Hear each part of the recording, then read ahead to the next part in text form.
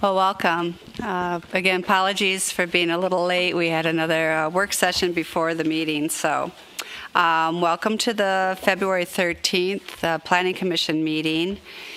And can we do roll call? Commissioner Miranda. Here. Commissioner Lee. Here. Commissioner Strauss. Here. Commissioner Melton. Here. Commissioner Nemerov. Commissioner Hamilton. Here. Commissioner Bennett. Here. Commissioner Berube. Here. Chair Olson. Here. Thank you. Next on the agenda is the approval of the meeting agenda. Are there any amendments to the agenda? Is there a motion to approve? Move to approve the agenda. Is there a second? Second. All in favor? Aye. Motion carries. The next item is approval of the meeting minutes from the December 12th, 2018 Planning Commission. Were there any comments, edits to those meeting minutes?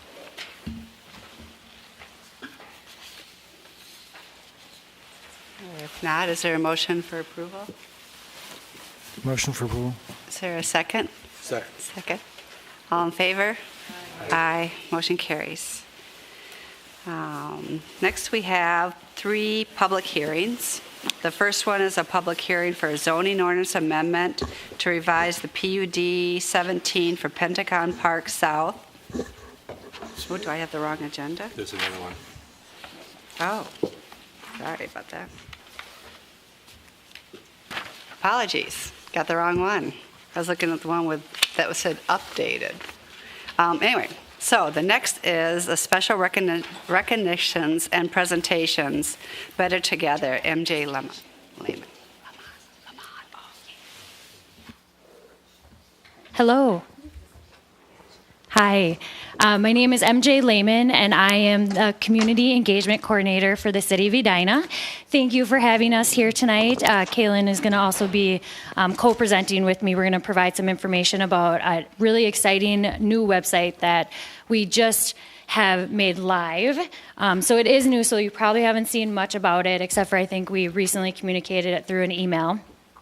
But we want to show you some functions of it, some benefits of it, and explain a little bit more about how we potentially can use it for the 30-day public review period. And we have a small handout on the first side. That is the information that I'm going to go over. On the back side is the information that Kaylin's going to go over. And then we have an additional handout that gives a little bit more information about next door, because we want to touch on that as well. So the reason we have started this new adventure is we started looking at Speak Up Edina and the function of it. Very quickly realizing that our budget goal number 4, the foster an inclusive and engaged community, was going to maybe require something a little bit more robust to get people involved, engaged in how they participate and give input to city projects and happenings. The objective of that goal is to develop a more strategic approach to community engagement, which I am in the process of doing.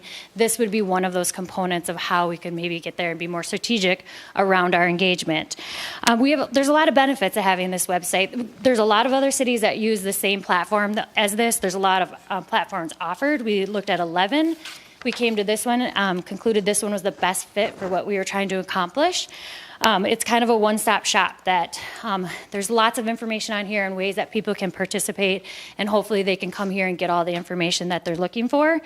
It offers another option for participation. So outside of those public meetings where they need to go somewhere and they may have a barrier for transportation or childcare, they can actually do this in their home and also participate from anywhere, which we're sometimes always trying to consider. What about the people that are not local here and go to Florida or Arizona in the cold months?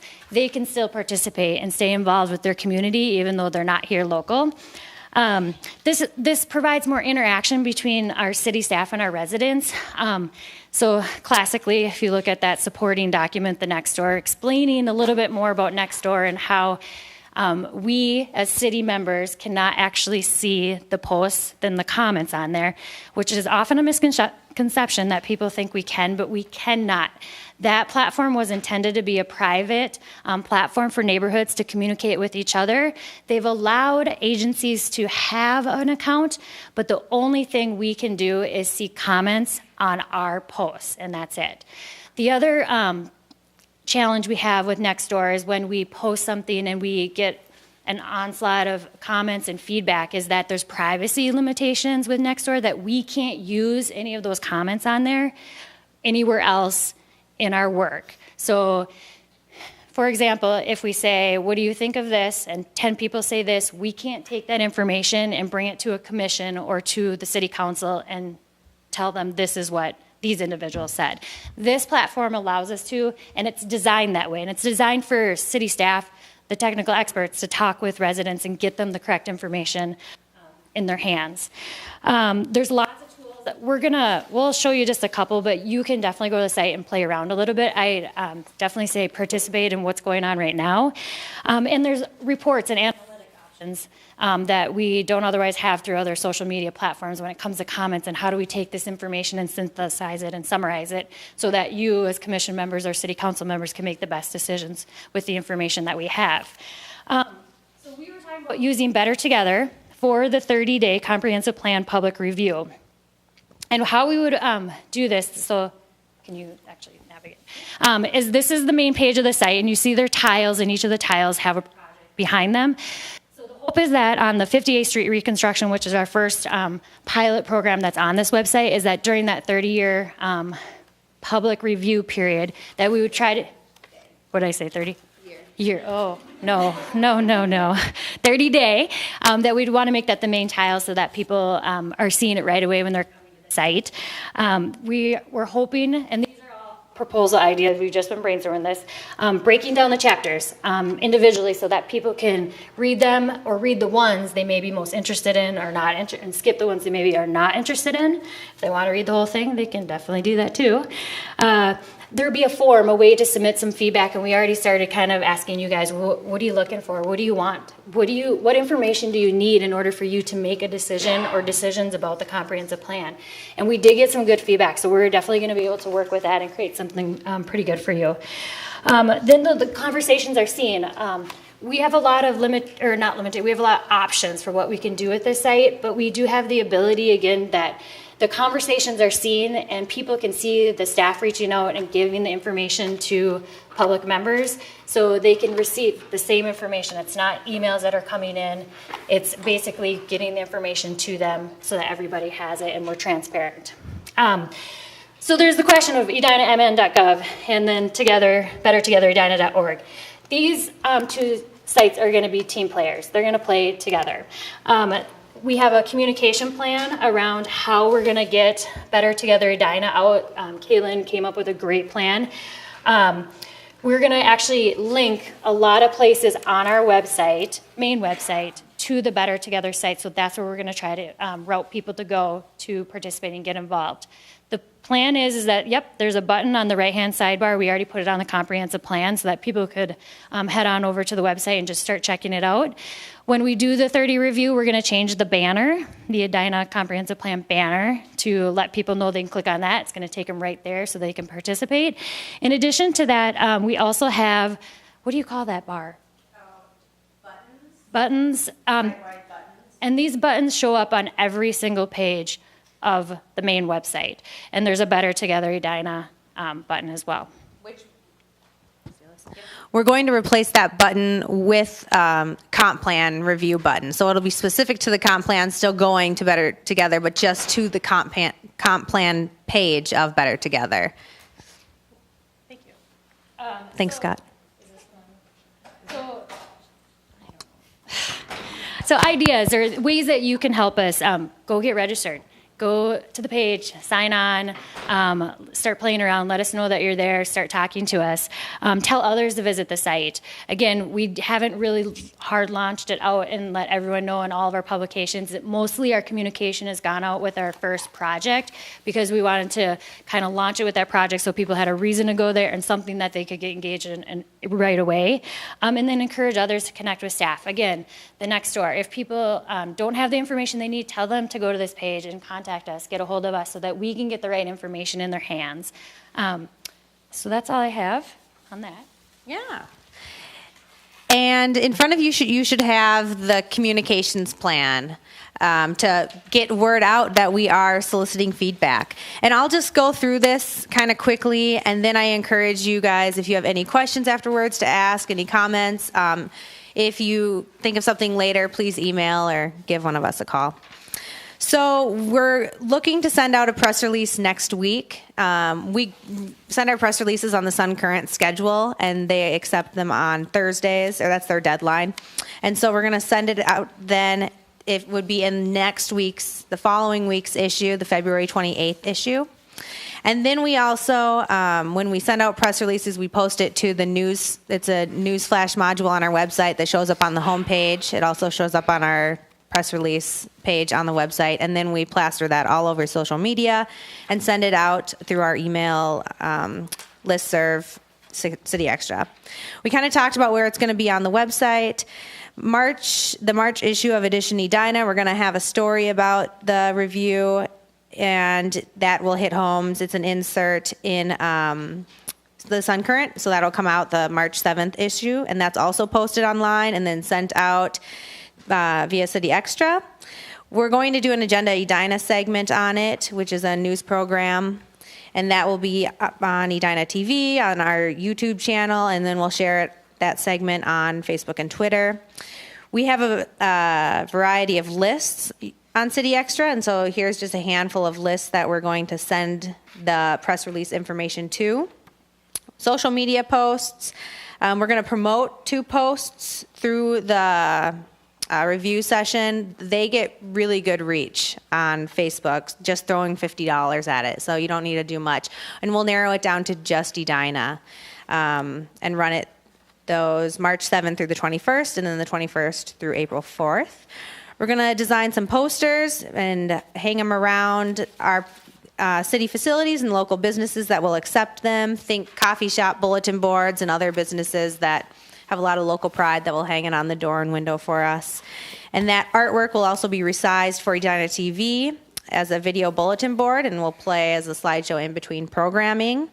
And then we, right now, for example, MJ and I have under our auto signature a little call to action for Better Together. We're going to put a call to action on the auto signature of planning staff and city council staff. So that'll just be a little line under it with a link to the site on Better Together. When I talk about social media, just in general, it's our Facebook, the city's Facebook, Twitter, Instagram, and Nextdoor account. And as far as social media, also, I have 2 posts planned during that review period. If we see that it's really slow, we'll up our communication and get more word out. If it's coming in like we want it to, then we'll just we don't want to bombard people too much, so we'll kind of play that by ear, but right now that's what I have on there.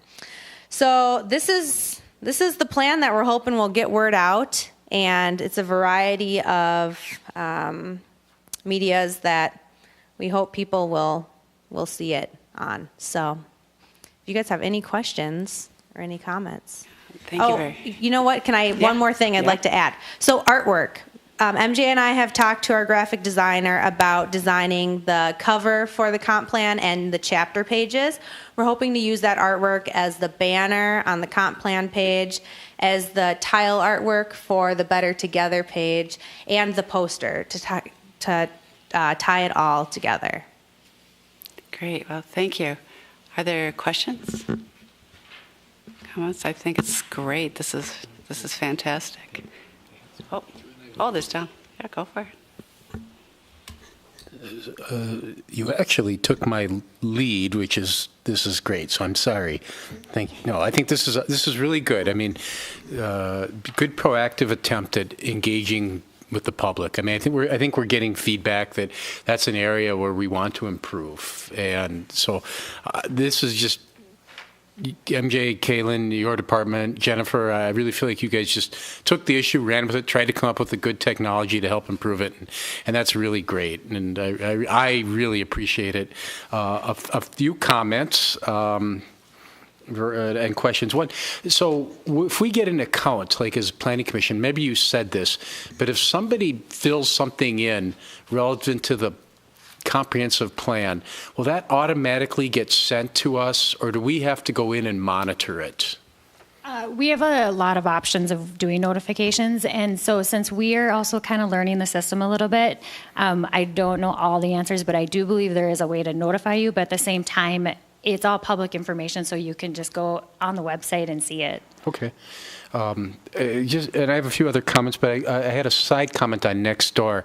I think there is a lot of misunderstanding about Nextdoor, and I think that is a source of unhappiness for people, because our people in neighborhoods are communicating on Nextdoor, and they're kind of seeing all this thing the city is doing, and someone writes something back, and then time passes, and then they feel like, why is the city not responding to us? We have these concerns, and I think you're addressing it here, and I think the more we can communicate to people, the city isn't allowed to address it on Nextdoor. I think, and we give them the alternative forum and publicize it, I think that'll help a lot.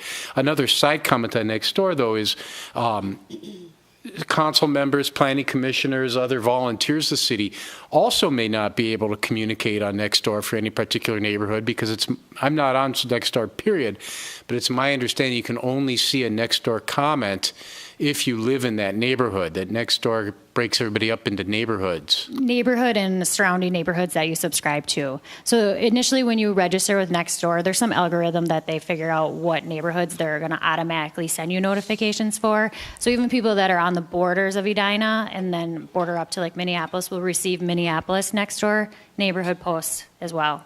So that's how it works. Okay.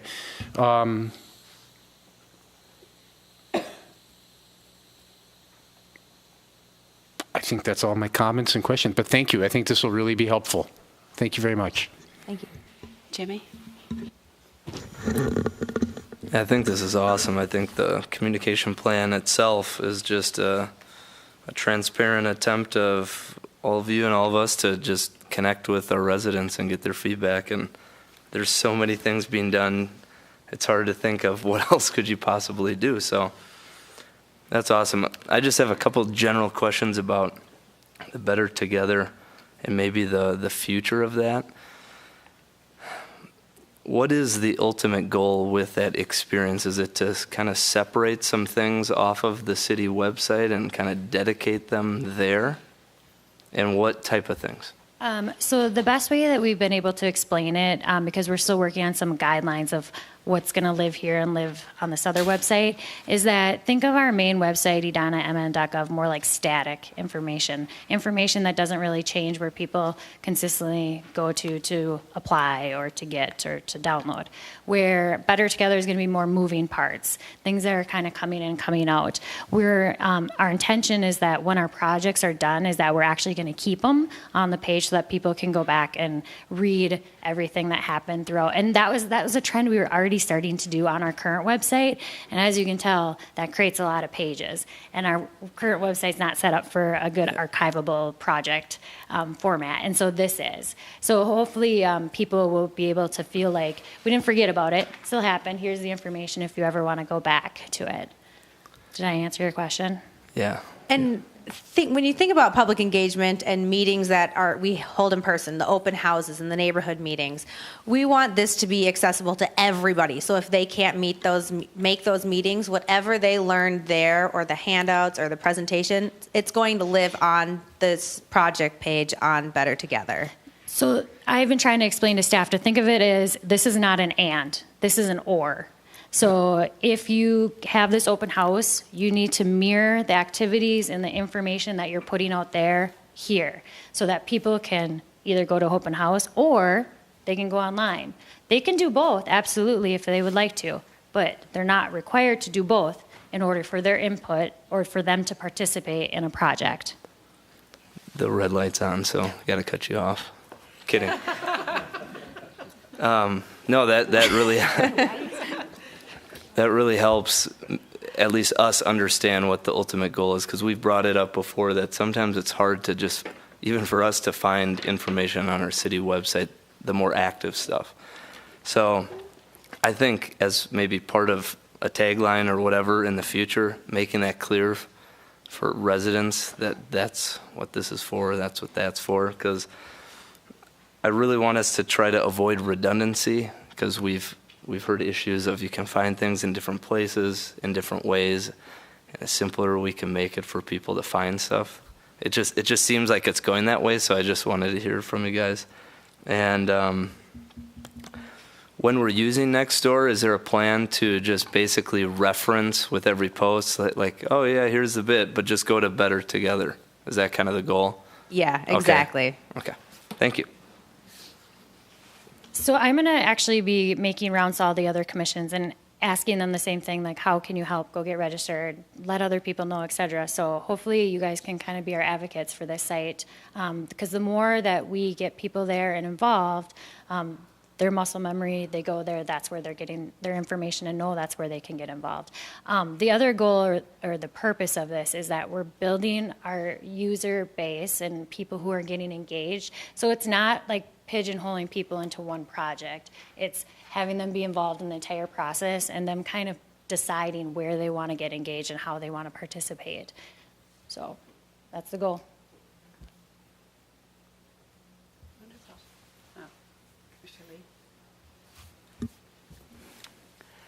I agree. This is, we were just talking about this in our work session. So as you know, it's really important that we be able to communicate about the comprehensive plan update, which will be finalized this year. So if I understand, you're saying this page here will not just have the comp plan. It'll have whatever is going on at the time, but you can prominently feature that, and that is your plan.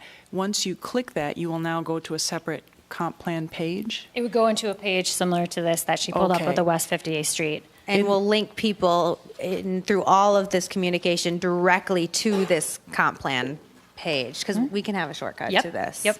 Okay. And the point is so that there's other projects going on, because there might be people who are interested in West 58th Street that didn't know about the comp plan, but now they're in the same place, so now they know. Okay. There's some more things And to get would involved someone with. have to have an account to get to this web page, or is that actually just as long as you know the web address, you can get to the comp plan web page?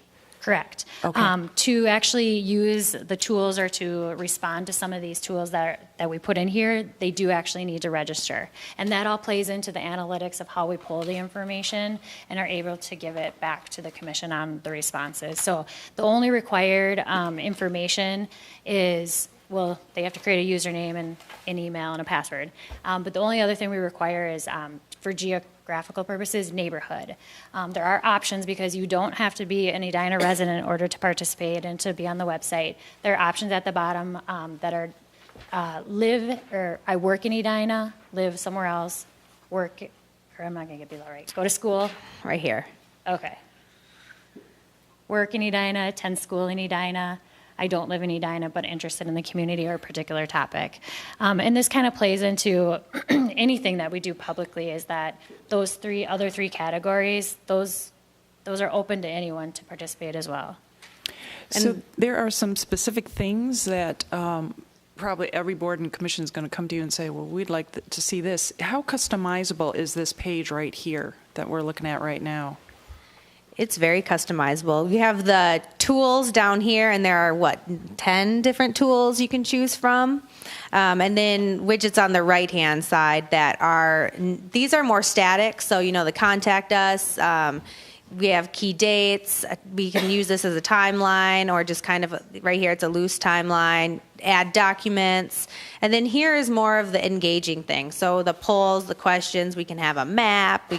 There are all kinds of different tools that we can use to collect different kinds of feedback. And there is an email notification function that goes along with this, that the system acknowledges what projects or what level people are participating, that we can send notifications about the 58th Street reconstruction, that the open house is coming up. Okay. So are you looking for some input then from us as the task force on what we might want to see on that comp plan page? Yeah, potentially, but I would say that we would do that offline, that we could just take your comments and input via computer, and then we can kind of strategize to come up with a proposal for that. Okay. And then what happens to the existing comp plan page that's there at the website now? What is that going to be used for? So this is after the whole thing is done, or during this process? During this time. This web page will remain. So it'll stay just like it is. We can update it so it's more current because there's some outdated information at the bottom. But we'll have this button here.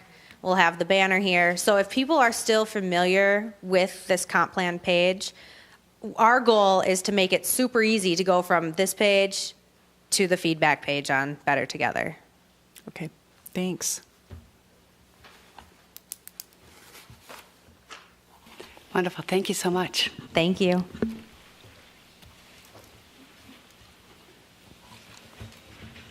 All right, so now we're moving into the public hearings. The first one, again, is the public hearing for a zoning ordinance amendment to revise PUD 17 for Pentagon Park South, 4815 and 4901 77th Street, and 7710 Computer Avenue.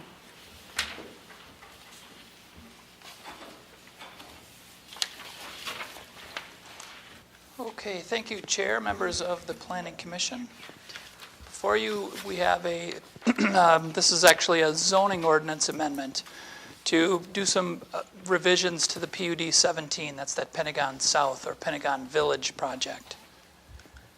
So this property is located on 77th Street, just east of Highway 100 and the Fred Richards Park. Site is currently, the overall height limitation on the site is 12 stories. So you may recall back in May of this past year, the city approved an overall development plan and the zoning ordinance amendment, PUD 17, for the project on the left. That's the approved plan. So the applicant is proposing some changes to that approved master plan. Staff would characterize them as improvements to the plans that were originally approved. So just quickly, you recall there was a couple of retail buildings out along 77th. Those remain the same. There was a hotel in the center that was originally approved at 4 stories and 193 rooms. They're proposing a change, it's in the same footprint and location, but to 5 stories and 235 rooms. Another change, there was a retail and office building out on the corner here. They'd like to construct that building in the first phase. That was a second phase project initially. And then there was a extended stay hotel down in this corner here that had a parking deck below it. They're proposing to remove that parking deck and expand the green space quite significantly, as you can see on the plan. The size and shape of the hotel would be the same. The office portion of the project would be a later phase, similar to the original approval, but they're suggesting or proposing just one parking deck to support the project. The parking deck that's proposed to be built here in phase 1, that would essentially include all of these sites here, is code compliant. It would be supportive. There's enough parking spaces there to support all the uses. So actually there's no variance with this first phase, which there was as part of the original approval. So again, those were the changes that I highlighted. I'll just quickly move through the approved plan. This would be at full build out. What you're seeing in the background are those 2 office buildings for phase 2. This would be that extended stay hotel with originally the parking ramp underneath. So what you're seeing on the left was approved, and this would be what is proposed. So again, there's the additional height on the hotel. So here's a look at that new 5-story hotel. And the applicant has a materials board, and we'll go into more detail as part of their presentation. This is the extended stay hotel. Again, the shape and size essentially the same, but you can see there's quite an increase in green space as opposed to having that hotel sit on that parking ramp. Some of the building materials. So here's the freestanding ramp that's proposed.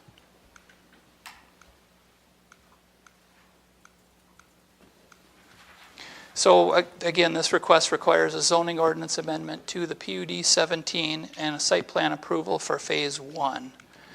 So just a quick review of the site plan. Again, it's essentially the same. All the access points are the same.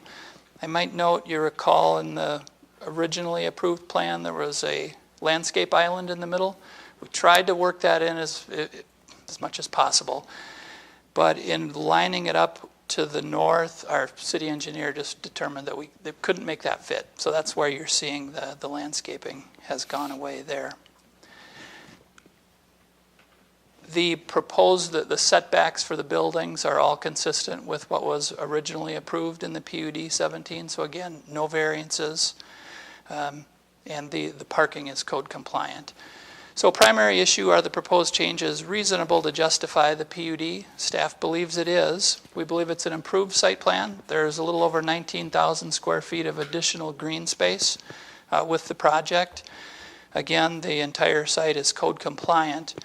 But we did have WSB take a look at the changes just to determine, again, look at it for parking and impact on the roads. No changes from that original review. They did note in the study that phase 2, there could be some issues with parking. So the size of the expansion of the parking ramp is going to be, dependent on the size of that office building. That would be examined as part of phase 2. But that has been raised as a potential issue in the future. So with that, staff is recommending approval subject to the findings and conditions in your staff report. And with that, I can stand for questions. Thank you, Carrie. Are there questions for staff?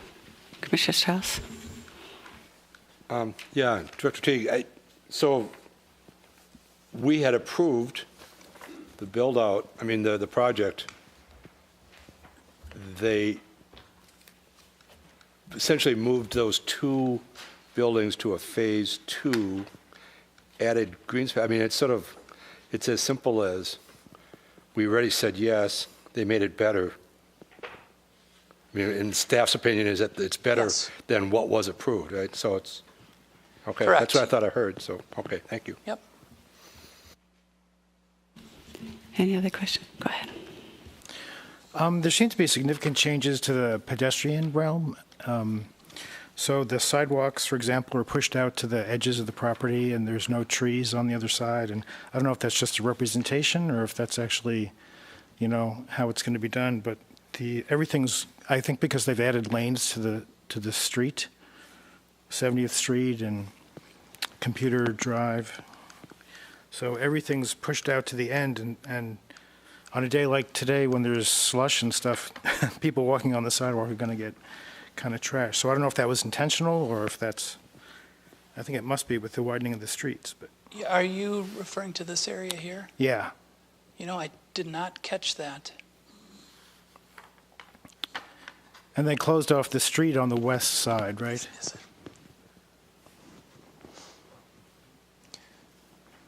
Yeah, we would want to see the boulevard-style sidewalk along there. I'd have to go back and look at the original approval as well. Okay.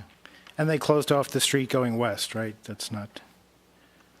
In this area here, yes. So there's a potential, in the future, we would look at that as part of a building that would be proposed here, potentially in phase 2.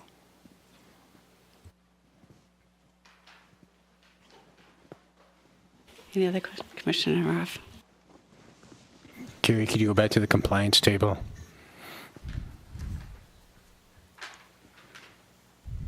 Thanks. So this is all for phase 1, 602 parking spots required, and phase 1 will produce 608. Correct. And that's based on the 400 something in the ramp and 200 something, approximately 200 in the surface. Correct. Okay. All right. Thanks, Carrie. Any other questions for Carrie? No? All right, thank you, Carrie. Thank you. So is the applicant here where you'd like to present?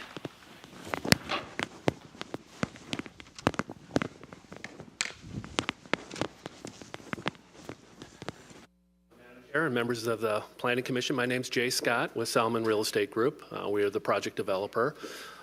Really don't have any formal presentation for you tonight. project hasn't changed really significantly, but we're certainly happy to answer any questions. So we have representatives from the 2 hotels here tonight. We have our architect here, just in case there are any specific questions that maybe I wasn't able to answer. So we've got some support there to do that. But again, I'd be happy to answer any questions. With respect to the sidewalk, just real quickly, we didn't really make any proactive changes to that. So I think if you look at the side-by-side, we had those sidewalks wrapping around the perimeters. Now, working with city engineering staff, there's some improvements being made both to Computer and West 77th, and those streets have been expanded a little bit with some of the improvements that the city would like to see long-term, and that has had a little bit of an impact pushing into the site. So we got pinched a little bit closer, I guess, in that particular area. But that was really driven more by engineering and some of the needs for the design of the streets themselves. So it kind of encroached or cut back some of that area. But it's not real significant, in my opinion. Those sidewalks were still kind of wrapping around the perimeter, and they're still doing that today. Commissioner Nemiroff. And I don't know if that's necessarily the case with this project, but we've seen projects before where we've given PUDs or variances, and then then there's a change to the project and the design of the building changes, where in the original approval, sometimes the design was a material element, but then people don't think about it because they think that the changes to the building are not that big a deal, but the design does change. Are you able tonight to kind of show the differences between the design that was approved and the design that you'd like to use tonight with this? We could probably go change? through that. We have some of the graphics here tonight that I think maybe Bill Whitrock, our architect with RSP, could walk through that for you a little bit. I would tell you again, we've stayed very consistent though. We've been working with Carrie and planning staff throughout the process to make sure there was consistency applied. If anything, we've I think tried to enhance some of the architectural pieces and sort of contemporize it a little bit and make it consistent across the board. But yes, and if there's any specific question or building you want to talk about, happy to get into that level of detail with you as well. I'd just like to see it. I haven't seen anything in your project that makes me concerned. It's just I'm just going on experience where this has happened, where things have gone through without looking carefully at the changes in design, where later we go, oh, well, if we'd known that up front, we might have come to a different decision. Sure. But I haven't seen anything on this project that I'm concerned about today, but I would like to see it. Sure. Well, Bill, if you want to come up, maybe we can walk through this, or I could help you here a little bit. Oops. Good evening. I don't know if we have a side-by-side. Maybe we can start with that. Good evening. Come on. I'm going to start off with an apology. Mr. Teague, I have the material samples for the parking structure on my back table, on my desk, and they will be in your office first thing tomorrow morning. There was some delivered here. And these are for the Waterwalk Hotel. There are several products, so I do apologize. They're there. I'll have them in your office first thing in the morning. Thanks. Questions? Let's see. What would you like me to review architecturally? There's been several evolutions, and with any project, architecture evolves based on the individual criteria of users and budgets and just refinement.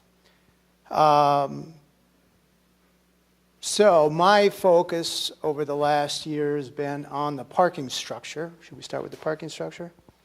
Okay. This one? Okay.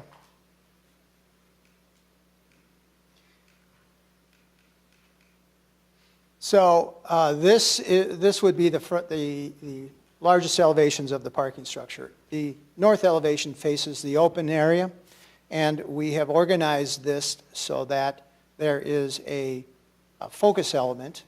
We've been working with Jay and his team to promote a graphic panel as a focus that would be a backdrop of the open area, and those would be designed through an art program that the developer is organizing. There is a veneer of precast elements in the front to give a focus to those art panels. and those would be made of a sandblasted, colored architectural finish to give a faux architecture to that parking structure. On the left side, where we have the glass curtain wall, that would be the elevator core for servicing the hotels. And we propose that to be a glass curtain wall so that it is a well-lit element and gives the composition of and ends the composition of that parking structure. And that sits off to the side of the parking structure so that it wraps the corner. There would be a companion piece to that when the second phase office building is built, and that would be on the right side. So when this is fully realized, that whole composition will work together with elevator cores as the end cap of that elevation. On the south side, we're taking a different approach. We're taking an approach of promoting a vegetative and a landscaped approach. So we have a series of vegetative screens, of green screens, to allow for planting scape to grow up on that elevation. And then that gives a great contrast to the entrance pieces with which we're promoting we're planning a glass or a frosted glass screen over the entrances to clearly identify where those entrances are. And those will have some illumination on them. Right now we're looking at putting an eyebrow on the front and front lighting those pieces. So it's clearly well organized so that you can arrive to the entry pieces, and between that would be the vegetative screens. And those vegetative screens really are going to be able to promote the seasons. In the winter where we are now, those screens will provide some organizations, you'll see them, but then as the seasons come, it'll change that facade. So that's been the evolution of the parking structure. Just as a quick question on the parking structure, if I could. Could you be sure your landscape architect takes a peek at that black anodized aluminum that's underneath the vegetative screen? That's on the south side. That's going to get 140, 150 degrees. Good. I don't know that you're not going to cook that ivy, but they will know that better than I do. Are you referring to the note on the left-hand side of the south elevation? Yes. That black anodized aluminum is a...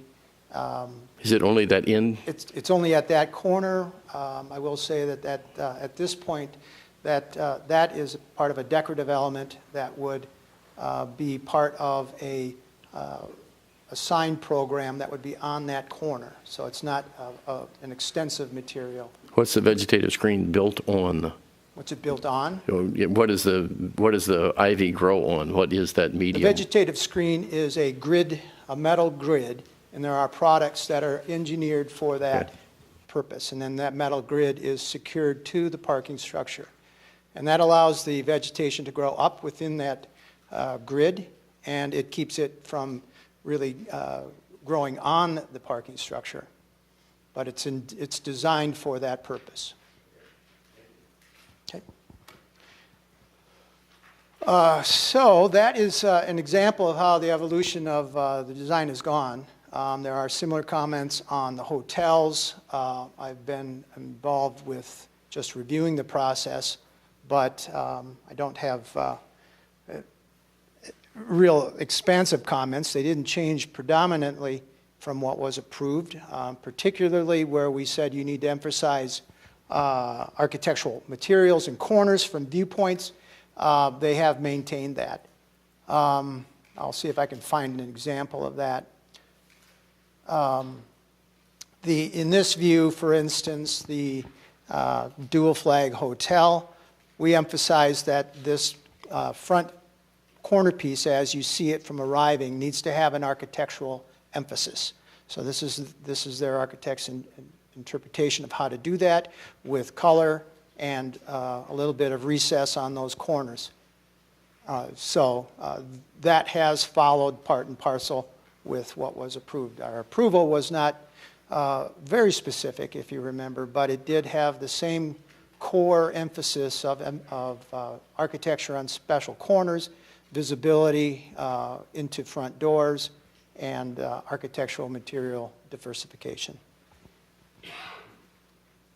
So I hope that, does that give you a handle on how we've evolved the architecture? Okay, for the parking ramp itself, what's the change in this design and how it looks versus the one that was approved previously? Yes, I don't know. I'll have to go back to what was approved. Is that on here, Carrie? Probably one of those side-by-side comparisons. Okay. Yes. I think we'll go back to this view here, in the sense that you can see that the parking structure was really not delineated specifically for the open area. It was really more of a generic approach of architecture. Some hint that there was architecture to be put on there, but we did not have a specific proposal at this point. I will say that we did evolve along with conversations with staff and with the development team, and that we needed to have this piece of architecture, this parking structure, be included and integrated day one. So that's how the design evolved, to orient this as a backdrop for the open space. The open space is part of phase one, and it needs to have that piece of architecture to help enclose it and make it that outdoor room that the master plan has perceived. And the parking ramp itself, how tall is it now and how long is it?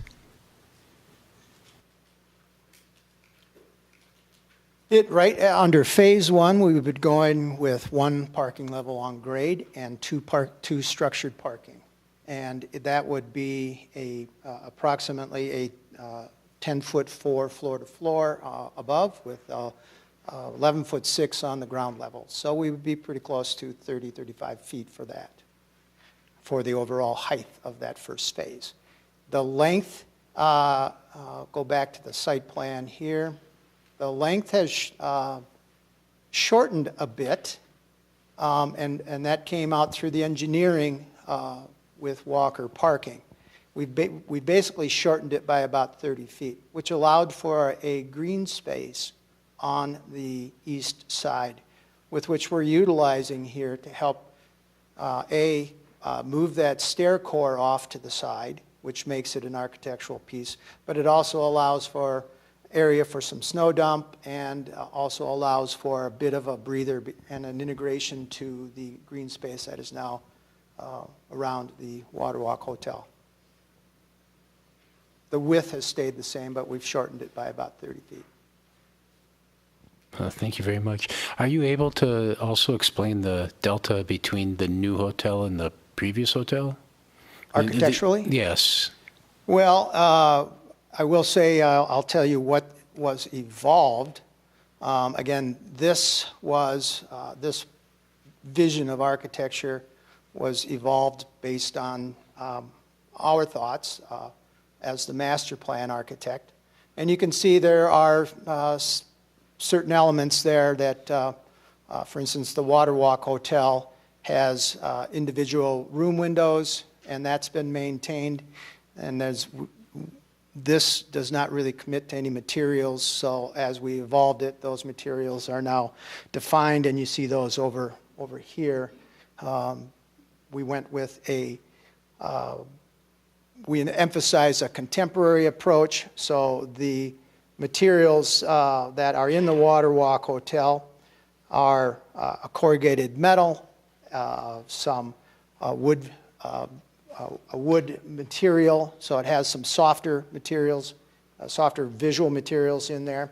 And then there are some stone finishes associated with that. And those are consistent with the description of our approach for architecture under what was approved.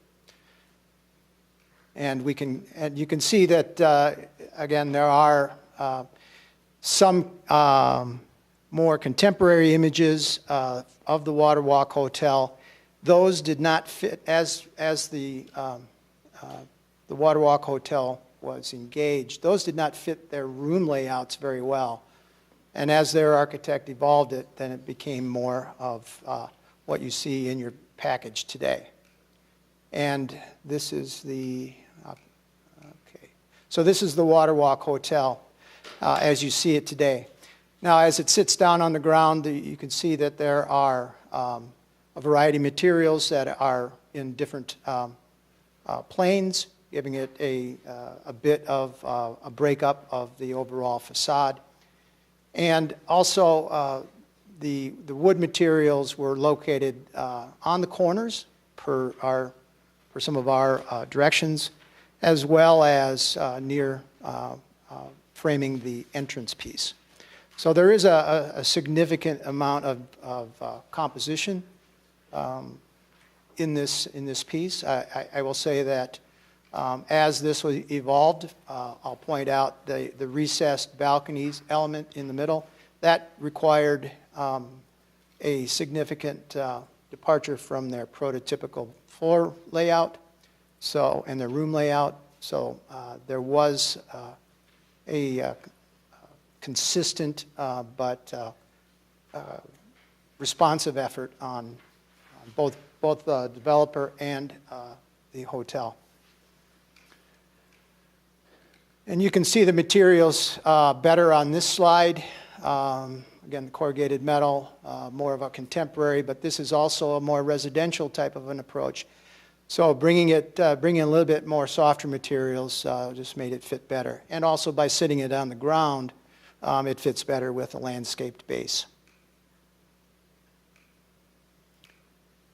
The retail, this is the two-story retail building, and this has evolved. Again, the two retail buildings on the front on 77th and this retail building were given the task of bringing a contemporary approach. It fits these types of buildings. And having a variety of architecture on the site also gives a little bit more of an interest in our opinion. So I'm going through this rather quickly, so please stop me if you have any specific questions. I will say that this is the retail buildings on 77th, and the south elevation is on the top, and that is really comprised mainly of glass storefronts with a sign band of decorative material. I'm not exactly sure what they're proposing that. I think it would be, well, I guess they got it on here. It would be F, the metal panels. Again, trying to bring in the wood panel as a consistent material throughout these buildings as reference to each other.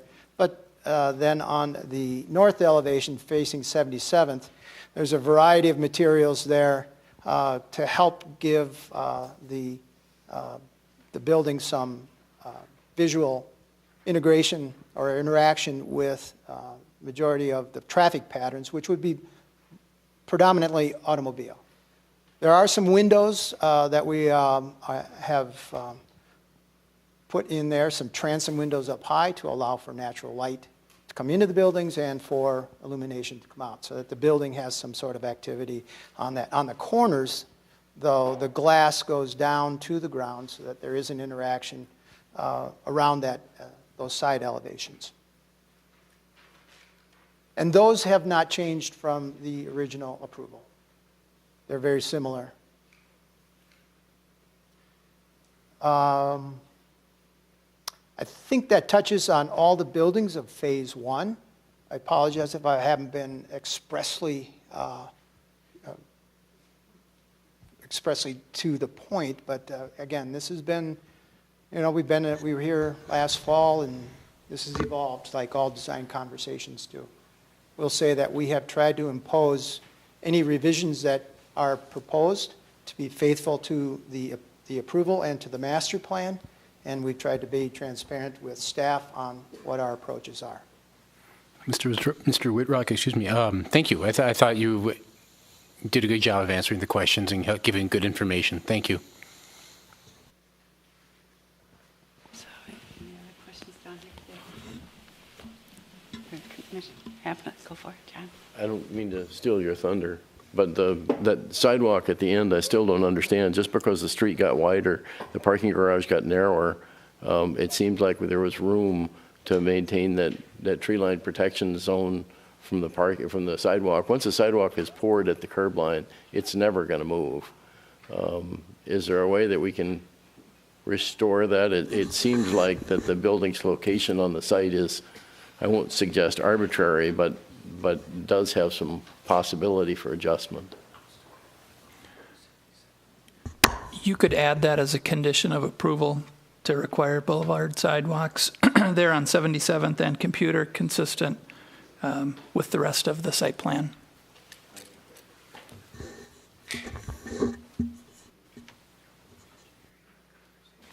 Yeah, I'd agree with that. I think it's a small change that could have a really significant impact on the feel of the overall plan. It's always nice to see some green space separating you from the busy traffic, especially on 77th. So I think that would be a good addition. Any other questions for the applicant? Go ahead. So I'm trying to figure out, looking at your 3D renders, and then comparing that to the images. I'm basically on page 1 and 2 with the before and after pictures. So if you look at the 3D renders on page 2, if you look at the original one, it looks like there's 2 lanes going in, 2 lanes coming out. There's a green boulevard in the center. There's 2 wide sidewalks, and then there's boulevard with trees on them, separating them. So and then you look at the new plan in the 2 dimensions, and you have the same number of lanes. You have 4 lanes, but instead of 2 coming in, 2 going out, you have 1 coming in and 3 going out. And yet there's no boulevard next to the sidewalk there, and there's no berm in the middle. So I'm trying to figure out which is the most accurate representation. Well, the most accurate representation is going to be the site civil plans that you have, because those are scaled drawings. Okay. So the rendering drawings are not intended to be fully scaled. They're 95% accurate, if you will. So they are accurate representations, but they're not 100% scaled. So I would refer to the civil drawings for the specific details of those designs. But that main entry point, is Mr. Teague pointed out previously, that was directed by city engineering staff as we've just designed that intersection to get pedestrian activity across 77th into the Fred Richards in the future here as well. So, as much as we wanted to keep that island, and we did, it was not an option for us to maintain that island based on what some of their needs were in terms of the turning movements and so forth taking place at that intersection. Okay, yeah, well, it's the island and also the fact there's no buffer between the sidewalk on the east side. It's right up against the turn lane there. And then if you look at the 3D render for the new plan, if you look, it has kind of the very top end of it cut off. But if you look at the first parking lot off to the right, the sidewalk, there's a crosswalk there, and it goes into a sidewalk that's in front of the cars that then goes to another crosswalk into your little park there. But again, on the 2D model, there's no sidewalk there. So that kind of goes away. So on the west side, there's no continuous sidewalk from the park from 9 Mile Creek Trail to this park, or Fred Richards Park to this park. There is on the east side, though, that appears to go through. Yes. Is there a way, would you consider having, it'd be nice if, cars can go through, they can come in on, Viking Drive, make a right into the parking lot or parking garage, and go all the way through.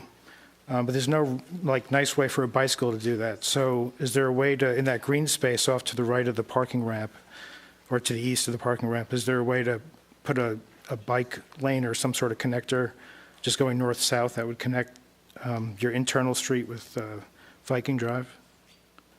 that would give a user a complete way to go through from, because below here, it's not Edina, but it's, Bloomington, and they've got some retail down there. There's a restaurant and a bank and some other things down there.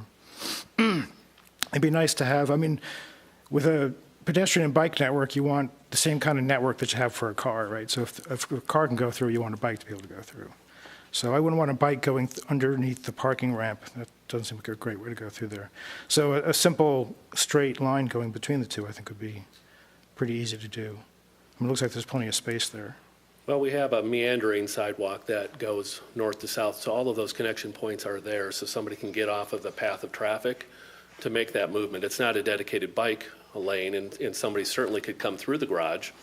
As you alluded to, going north and south, that access point is a direct access point through the garage, so certainly bike traffic would be allowed to make that movement as well.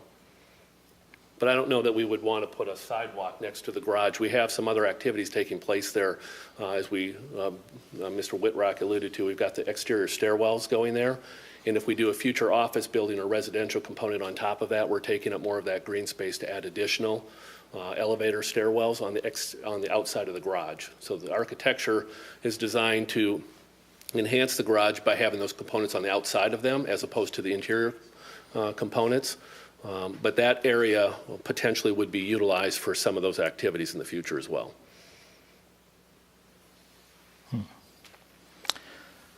And then east-west, I noticed you closed off the road that went out to the west side to whatever street that is.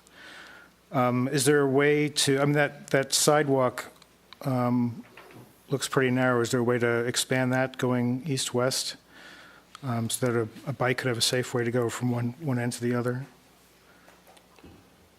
Potentially, yes. I think that's a standard 6-foot sidewalk. I don't know what you would be looking for there, but yes, the reason we cut that off too is really to protect the plaza area internally. So we didn't really want vehicle traffic to come through the site in that particular location. So we're really trying to discourage traffic that is consistently coming to the site. Let's say you're an employee working at the office building. We wanted them to wrap around the site and come in the backside. So we protect sort of the plaza area and the pedestrian activity that's taking place there. Yeah, so that was the intention of shutting that off, but it's not closing it off to pedestrian traffic or bike traffic. It really was just vehicle traffic that we were trying to eliminate coming through there.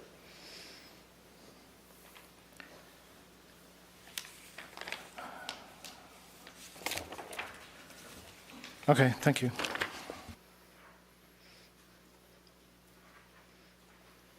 All right, thank you very much. Thank you. Okay, so this is a public hearing, and is there anyone from the public who'd like to speak? Again, you can come up to either one of the podiums and you get 3 minutes to talk. So is there anyone from the public? Seeing none, is there a motion to close the public hearing? Move to close the public hearing. A second? Second. Second. All in favor? Aye. Motion carries. So with that, I'll bring it back to the Planning Commission for any other comments? Actions? Any? Go ahead. Yeah, I think we should have a north-south and east-west route through here for bikes and pedestrians that's more than just a 6-foot sidewalk. Since they closed off the road, it doesn't seem like it would be a huge issue. It seems like there's plenty of space there.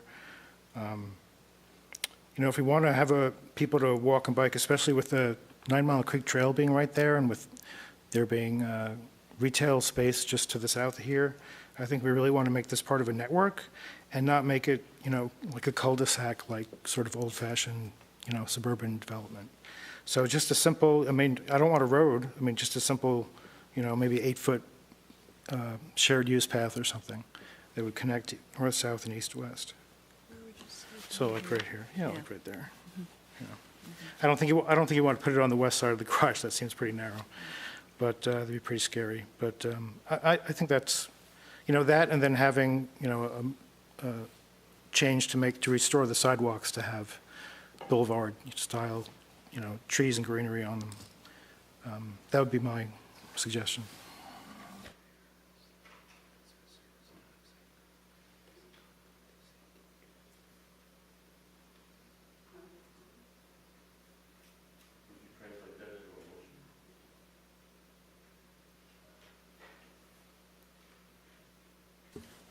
Sure, so a motion to modify the approval to include a, What? What? Yes, so you would move to approve staff's conditions, and then you would add that condition. oh yeah, to use the staff's conditions and then approve a 8-foot wide north-south and east-west path, and then restore the sidewalks to have boulevards. Mhm. Second? Is there any discussion? I did want to discuss, I wanted to just follow that. So what I think what we're saying here is that it has very good sidewalk circulation from 77th Street, the main entrance where flanked by the two retail, crossing through over to where the open plaza is, to the south side of the site, where the parking garage is. The problem is it kind of ends there, terminates right at the face of the garage. Yes, bikes could conceivably bike through the garage, but that's not optimal. So I think what Commissioner Miranda is saying is let's continue to provide a shared either pedestrian bike path to the far southern sidewalk of the far southernmost portion of the site. So that would be running along the east side of the parking ramp, east side of the stairwell. So we can leave it to the applicant to determine how best to incorporate that, but that's basically in the green space that they regained by shrinking up the parking ramp. So I would support that. I think that does make sense, and I don't think it's a terribly difficult exercise. It meets our goals for connectivity. Okay, thank you. So there's a motion and second. Any other discussion? Oh, I'd just like to comment that area is a service area as well. It's just not appropriate to have a bike path. So we've looked at all of that very extensively, so while I appreciate the comment, that has been studied very thoroughly, and we've worked with staff on this. We've got great circulation, if you look at the site plan carefully, throughout the site in every which direction. We've got hotel service activities taking place in that area. We've got snow dump taking place off of the garage in that area. And we've got future expansion of the ramp with exterior stairwells and elevator shafts coming down there. There's not room to put a north-south access point there for bikes, and certainly it would not be the safest location to put it to begin with all of those activities taking place there. So again, I appreciate the comment of trying to have the access go north and south and have a straight path, but you need to understand there's a lot of items that I've just mentioned here that were taken into consideration as we designed that particular area for both the hotel, for the parking ramp, and some of the necessary activities that take place there, like the drainage and snow removal and so forth activities that are going to occur in that location. So certainly there could be some conflict of interest with safety associated with the bike path then in that particular area. So thank you. All right, so we have a motion. More questions? Okay. So, sir, are you recommending then perhaps north-south to the ramp, and then at the ramp go east-west to get to 77th? Is that what you're recommending? well, there's sidewalk system wrapping around the hotel and through the hotel that gets a person north and south. It's not a direct route, but it's a pleasant route to take and a safe route to take through the landscaping area. They could go through the ramp. There's nothing that prevents a bike activity going through there. I mean, we're trying to promote pedestrian activity throughout the project. They're going to follow the path of progress there. So again, you just need to take that into consideration. I wouldn't want to see you make a decision and not have all of that information. I just think you need to know that there's been a lot of consideration given to that, and we just don't feel that would be an appropriate area. If it was, we would have simply put it in there. Yes. Thank you. I'm just asking, though, are you saying north-south until you get to the parking ramp, and at that location, you're recommending instead of going through the parking ramp or right along the parking ramp, you're saying go east and west away from the parking ramp and then resume the north-south? Is that your recommendation? Yeah, there's both on the east and the west side an access point that gets you down to Viking Drive. And then how far, in terms of feet, for example, how far to the east is that going on the proposed plan? How many feet do you think that is?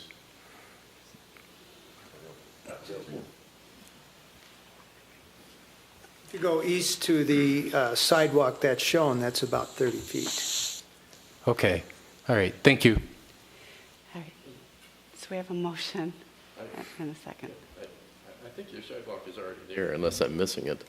That it has a hairpin curve in it that if you straightened it out, a bike would work down there just fine. I have a question.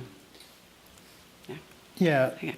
So, You have to widen the sidewalk a little bit, but it's already there. It's hugging up to hotel, to the north and south buildings. I mean, I could see something where the thing is, it's not obvious, how to get through there, right? I mean, it curves in a lot of ways, and it kind of doubles back on itself, and, I mean, that could add wayfinding signs, but that seems kind of overkill. I mean, if they could straighten it out, or, I mean, I know they want curvy and pretty and everything, but really, when you want to get, I mean, look at the internal roads in here. I mean, they don't curve and make weird bends and stuff, right? So you don't expect that for a car, so why would you expect that for a bicycle or a pedestrian, right? You want the straight line is the quickest way between two places. Yeah, discussion. I think it's probably would be adequately obvious. I mean, if let's say you're driving biking south or walking south from that middle plaza, you'll come to a stop and you'll see sidewalk that goes east and west instead of, I mean, I think people would, having bike commuted for 30 some years of my life, I think it would work okay. So just to clarify, the amendment does just say north-south and east-west sidewalk. Connected. So I think you can work with that. It doesn't have to necessarily be like that. So we have a motion and discussion, second. So I'm going to call it. All in favor? Aye. Aye. Opposed? Nay. Okay. And I'd like to be on record, my reason for my nay is I would just approve it as proposed. Okay. So thank you.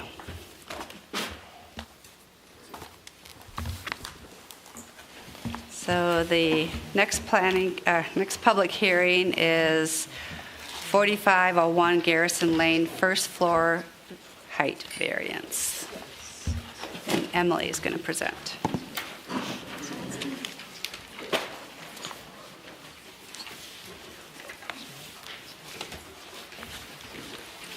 Yes, tonight the applicant is requesting to increase the first floor elevation 3.33 feet higher than the current home's first floor elevation in order to construct a new home at 4501 Garrison Lane. 4501 Garrison Lane is it's just over 13,000 square feet in area and is located on the south side of Garrison Lane on the west side of Wooddale Avenue, just north of Garrison Lake, and is located within the floodplain. The City of Edina's engineering standards require that the basement elevation of a new home be 2 feet higher than the FEMA flood base elevation. So the requirement for increased height and basement elevation impacts the ability for this project to conform to the maximum first floor height requirement of 1 foot. The existing Rambler that was on this site was built in 1961, which was prior to the FEMA floodplain study.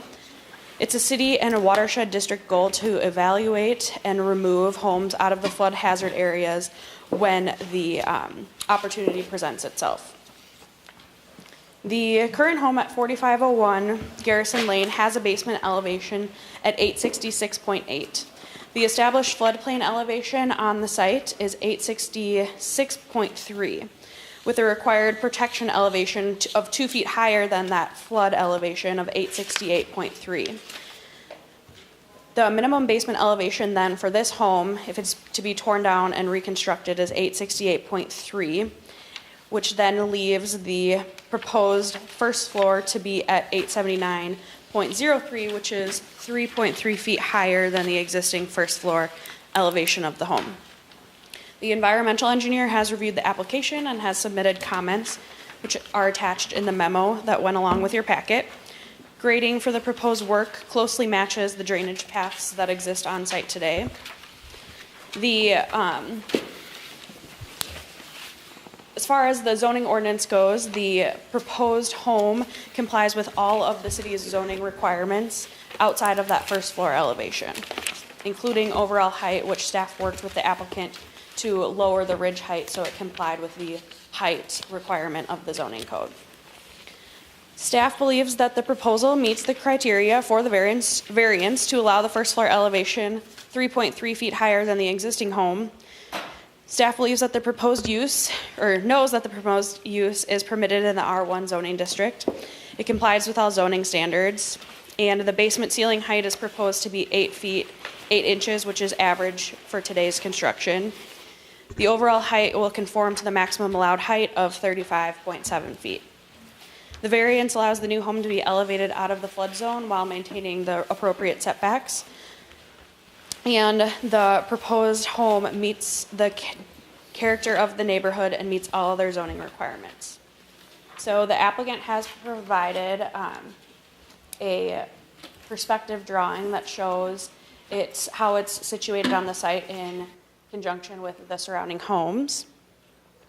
And the applicant has also provided pictures of other homes in the neighborhood. So with that, tonight staff recommends approval of the variance as requested, subject to the findings and conditions listed in the staff report. And with that, I'll take any questions. Thank you so much. Are there questions for staff? Commissioner Lee. Emily, so what's the basis for the average 8-foot, 8-inch height? Where does that come from? Construction patterns are what we're seeing in newly constructed homes. So you took an average of recently built basements, and that's the average height? I don't know if Chris took an average or if that's just from her experience reviewing permits for newly constructed homes. Okay. And then how do you know that, how do we determine that that first floor height is indeed the proper place to be? Our 1-foot regulation is based on trying to avoid the homes sitting much higher than the adjacent homes around there. There were a couple reasons. Obviously, the first one is just appearance-wise, it detracts sort of from the character. Secondly, it really had sort of a stormwater runoff component. So we, going into this, I think the assumption is we want to stay as close to that 1-foot mark as we can. Obviously, we know that people need exceptions to that, so they'll ask for a variance. So my question is, how do you determine how much more above the 1 foot you are willing to give? There isn't, I guess, a determination, to my knowledge, when an application comes in, as far as you can only request a variance within this range of heights. I know that staff worked with the applicant on aspects for this proposed project to meet the zoning requirements. As I said in my report, the project, or the environmental engineer reviewed the project, so as far as the drainage concerns that you had, they met all the concerns that the engineering department would have. The proposed drainage for the newly constructed home on the newly graded lot closely mimics the pattern of how the lot drains today, so they didn't have any additional concerns with that additional elevation. In character-wise, it was staff's opinion that by situating this one 3 feet higher than the rest of the houses, it did not detract from the character of the neighborhood? No, it meets all of the zoning requirements, including that overall height requirement that is measured from average existing grade on the lot. Yes, but it's not talking about height, character. Did you make a That's finding? what we go off of. You determine the character based on the height only? The zoning requirements. Pardon? The zoning requirements, the overall height. So you base character on height only, is what you're saying? Other zoning requirements, but setbacks, and there's a 2.5 story minute requirement for single-family homes. Okay, thank you.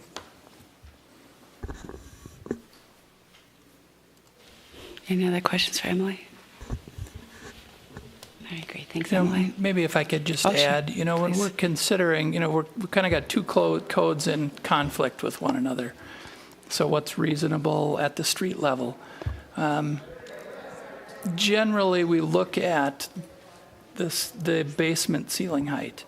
We've seen some requests for 11-foot basement heights.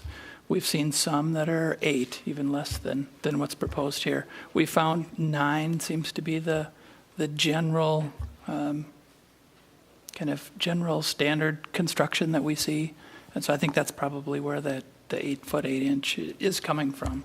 But that's generally what we're looking for, is that a 9-foot basement ceiling is generally reasonable. If someone were proposing, 11, 12 feet where they're really popping it up, that might be a little too much and not necessarily reasonable. Thank you, Carrie. Commissioner Hamilton.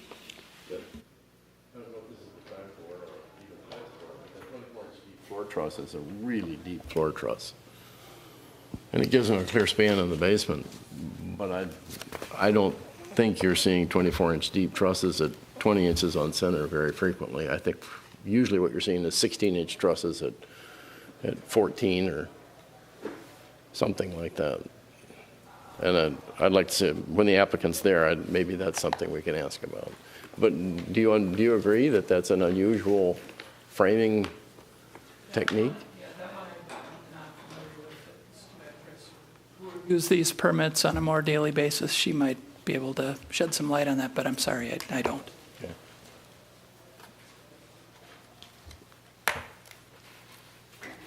All right. Is the applicant here? Would they like to present and maybe answer some of these questions, if possible?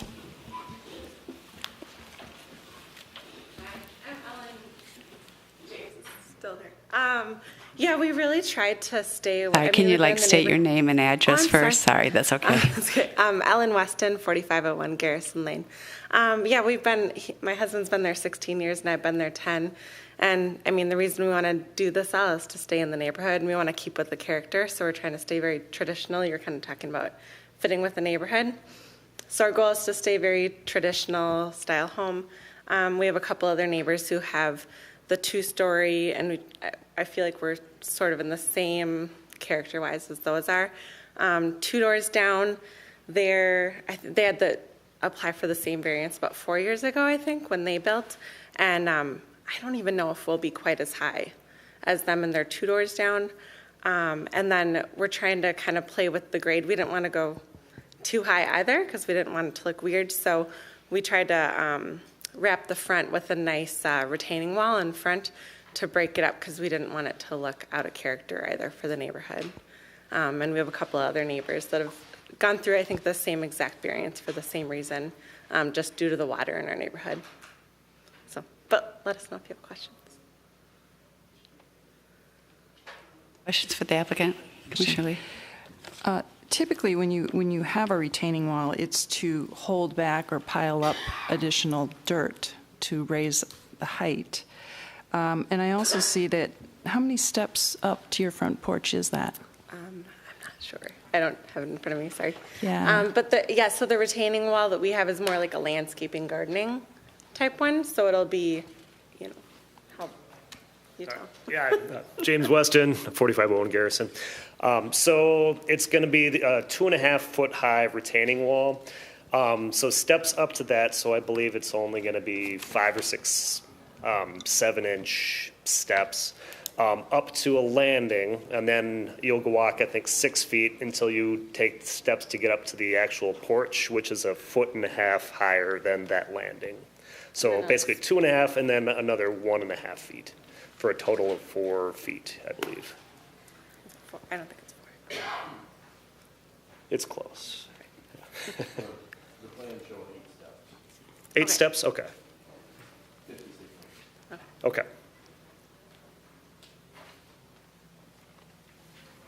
All right, so that's 4 feet up to the landing, and you have, I guess your 2.5-foot wall is included within that. So you're basically raising the front door up I think it's 4 feet from where the grade is presently. Mm-hmm.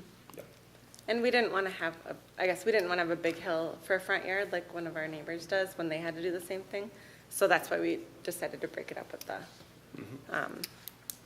the retaining wall. And in staying in with the character in the neighborhood, if you look at one of our neighbors' houses, the 444 Garrison, It's the top. the top right-hand corner one, if you see the way that they have done their retaining wall, that's actually quite a bit higher than what ours is going to be. That, I believe, is about 6 or 7 feet, and ours is only going to be probably 2 plus than the 1.5 feet to get up to the porch. Their door, however, is at grade. It's the grade that slopes, which forced them to put the steps in. Your door is above grade. You're putting in the steps to get up to your door. Yeah, Do you see the difference? rather than grading the whole yard being a front hill, kind of like our neighbors had to do. Well, I'm not sure that they did grade the whole yard, but The one that's bottom right corner. Yep. If that makes Yeah, the bottom right corner, they graded their whole yard, so it's a steeper slope up to their porch, or up to their, the front walkway. Because they used to be the same elevation as ours is right now. So the reason for the retaining wall is so that our whole front yard doesn't have to slope up as much like the lower right-hand picture. It's so that the yard can remain flat, and then we just have a retaining wall with steps that go up from there.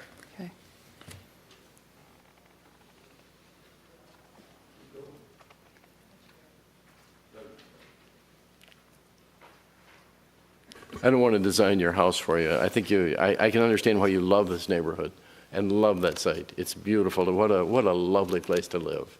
And it's worth all the fight that you can put in it to make it work. Good for you. One of the efforts might be to reduce that truss depth from 24 inches. You can take a foot out of it, and that would make a huge difference. One of the pieces that it will do is if you're carrying groceries in from the garage, you got to hike. It's a ways up to that porch level. It's going to be chest high to even set groceries on. If you can push that floor down a little bit, I think you're going to like it a lot better. Okay. And are you a builder sort? You seem to understand this stuff. Yeah. So I do, and her sister actually is an architect. She designed the building that goes in where the Best Buy was over there. She's with Dorn. And she's been helping us through the process. And she did say that it's possible that we could do 16-inch trusses instead of 24-inch trusses. It's just that in the middle, we would have to have a supporting wall in the middle of the basement. Or a beam. We're willing to accept that just so that it's not quite as open, but, we would still have the ceiling height in that case. Okay. Thank you. Just to confirm, you chose the 24 in order to have a more open basement. Correct. And what's the height in the basement again? Is it 8 feet? 8'8". 8'8". Thank you.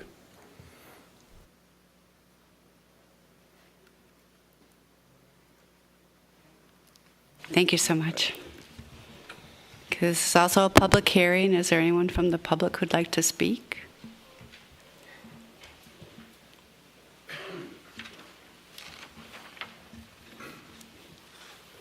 Hello, Alex Swigum at 4439 Garrison Lane. My wife and I were able to look at their plans when they had their plan party, I guess if you want to call it, and we love the look of their new property, or what could be their new property, and we approve of it, and we're going to be two houses down to the east of them. So, thank you. Thank you. Is there any? I'm sorry, what? Well, just let me keep going with that. So is there anyone else from the public who'd like to speak? No, is there a motion to close? Make motion to close the public hearing. Is there Second. Second, all in favor? Aye.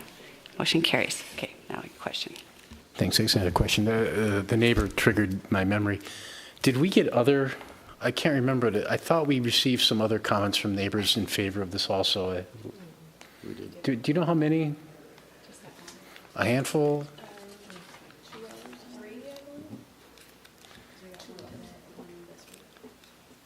I believe it's 3. 3. Okay, thank you. Don't quote me on the number, but I believe so. We didn't get any opposed though, right? No. Yeah, I didn't remember saying, thank you. Thank you. All right, so bringing it back to the Planning Commission for more comments. Commissioner Lee, or Commissioner Strauss? Go ahead. Commissioner Lee.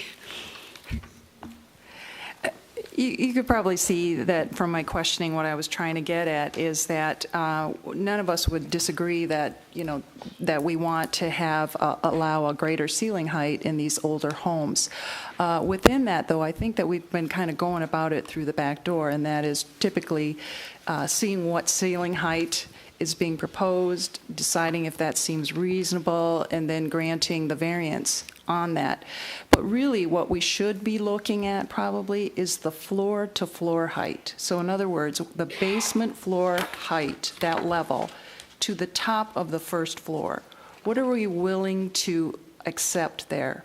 And I realized that this applicant can do it with 9 feet. If we said every time do not exceed 9 feet from the floor to floor height, it still gives an applicant many ways to decide how deep their floor trusses or floor joists are going to be, whether they want to use supporting walls, if they want to use a tray ceiling. In other words, they get to set what the ceiling height is. It really shouldn't be us. That in some ways shouldn't really factor into whether or not we decide to grant a variance. So I like to kind of approach this from trying to do the least amount of harm. And we already know that we have an ordinance in here which was set based on, I believe it was called a massing task force that finally came about and set this 1 foot rule for the city, which never existed before. It is a problem in the flood area zones. But given that, we have to be even more sensitive, I think, to really adhere to the natural contours of the properties. I think you guys remember the one that backed up to the creek, and literally the applicant was trying to build up to get that height, a house with a basement deep enough. Those are the kinds of things I think that we need to be sensitive about when we look at this type of variance request and try to do so-called the least amount of harm. So the ceiling height, I think that's something we leave to the applicant to figure out with a good designer how can they achieve what they want. But certainly within a realm of 9 feet from the basement to the top of the floor should give any good designer enough room to get an 8'6", 8'8" ceiling height. So what I'm proposing is that if we use that benchmark, it really means just what Commissioner Hamilton identified. If you went to a 16-inch truss instead of 24, bring it down by 8 inches. They're asking for a 3'3" variance. I think it was 3'3". So bring it down to 2'8", and that might be something that I would support. And I think there is reason for us to really look at these in a comprehensive, logical manner, rather than based on strictly what the ceiling height is. Because like I said, there's many ways to achieve a ceiling height. It's really where do we want that first floor?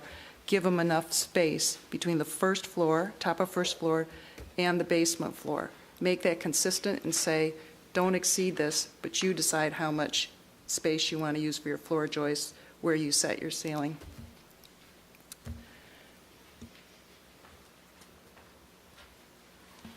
So but their ceiling height is 8 feet 8 inches. So, because it sounds like what you're saying, you're not in agreement with that, or you are in support? I think that there's still ways that they can still achieve it. I'm not going to weigh in on what they set their ceiling height is. I think there's enough range in there, is what I'm saying. Whether by varying the depth of the trusses, deciding how close to space the trusses, you can if you put in more, then you don't need as much depth. So those kinds of things, again, I think that clouds our sort of decision making. So in this case, a 9-foot allowance, floor to floor, should give them enough room. I'm sorry, 10 feet. 10 feet should allow enough variation there for them to accomplish whatever ceiling height they want. So 10 feet, if we accept that as the height that we set it, then that would mean that 2'8" is the variance that they would be asking for, not 3'3". bring it down by 8 inches. Commissioner Nemiroff. Commissioner, I think Commissioner Lee's comments are very interesting and should be considered, but not tonight. I think what we have before us is a proposal that the homeowner likes, the neighbors like, it complies with all other requirements of the city, and it's right in the middle of other things that we've approved. The only thing it doesn't comply with is a policy that we didn't create or wouldn't have created before this meeting started. And I think it's a worthwhile thing to look into, but I think we should take our time and not make a policy based on 10 minutes discussion for a property that we're never going to participate in personally, that all the neighbors like and the homeowners like, and they have good reason for the way they did it. I think Commissioner Lee's thoughts are really intellectually stimulating and things we should be reviewing as we move forward, and we should be maybe looking at creating some kind of rule to give guidance. But I wouldn't do it on a proposal that is satisfactory to the owners and the neighbors. And I wouldn't create that kind of policy without really reviewing and getting some data about what we really think the right height is and how it plays out. Commissioner Miranda. Yeah, well, I think the applicant said that they could accomplish it with a 16-inch or whatever truss, and I think Commissioner Lee makes a lot of good points. And while we certainly want to listen to what neighbors have to say, I don't think that should be the only thing that determines what we decide. And I think we should have some, factual basis for what we decide in addition to what the neighbors, because who knows, neighbors could want, who knows what they want, right? Because this, every time we make a decision, even though it's a variance, it sets a precedent, right? And the more precedents we set, then the more it becomes kind of the de facto way of doing things. So I think having Commissioner Lee's analysis of things, which I think works well and works with what the applicant said they could do, I think it makes sense.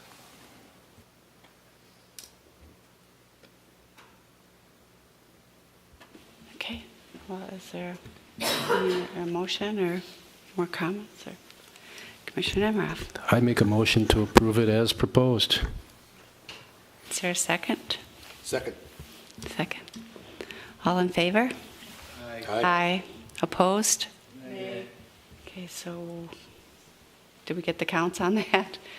So Should we do a roll call? Yeah, let's do a roll call. Okay. So Commissioner Miranda. Nay. Commissioner Lee. Nay. Commissioner Strauss. Yay. Commissioner Nemiroff. Commissioner Hamilton. Commissioner Bennett. Commissioner Berube. Aye. Chair Olson. Aye. So now it goes to, so it did not pass. It goes to the council then? Can I make a second motion? Yes. Okay. That would be great. I was just going to say, please. All right, because the applicant did express that this might be a possibility, I'd like to propose that we accept the findings of the staff report contingent on the applicant changing the variance request to 2-foot 8-inch maximum instead of 3-foot 3-inch maximum. Is there a second? Discussion? Just for the math, 2 foot 7 inches? If it was 3, just because you said 8-inch, less than 24. Oh, it was originally set at 3'4", correct? Was it 3'4" or 3'3"? 3'4". Okay. I'm sorry, 3'4" inches. Yep, Bring it down okay. by 8 inches. 2 foot 8 inches.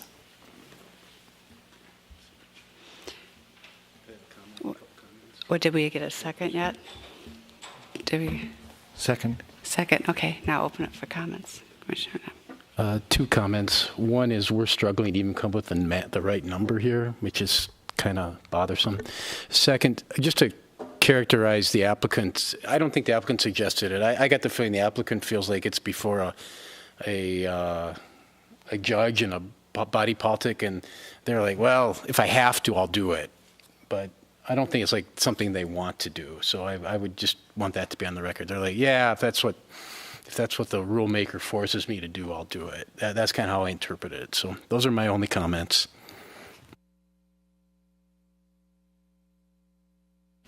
All right, so I'll do another roll call. Commissioner Miranda. Yay. Commissioner Lee. Aye.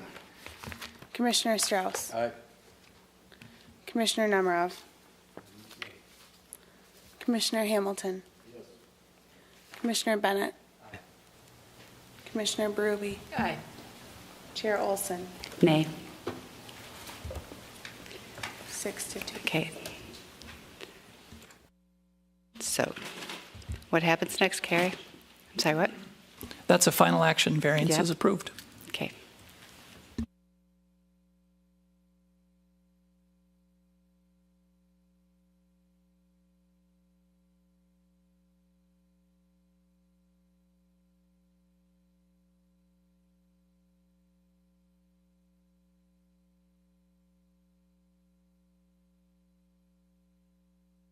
Okay. So the last public hearing tonight is for 4536 France Avenue, a sign variance. Yes, Emily. tonight the applicant is requesting a setback variance for a freestanding sign at 4536 France Avenue. The property is located on the west side of France, south of Sunnyside Avenue, and the subject property was rezoned from residential to office district in 1976. The proposed sign is located within an existing planting bed, which is approximately 3 feet 7 inches from the property line and 13 feet 8 inches from the curb that is along France Avenue. The city's sign code requires that freestanding signs are to be set back 20 feet from the traveled portion of the street, which is interpreted as the curb adjacent to a street.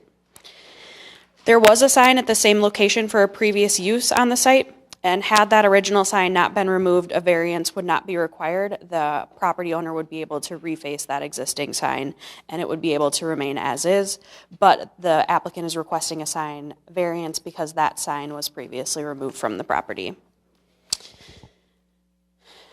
Here is the proposed setback. You can see this yellow on that graphic here. This yellow area is where the proposed sign is to be located within that planting bed. That red line on the aerial is showing the property line, and that blue line on the aerial shows where the curb along France Avenue is.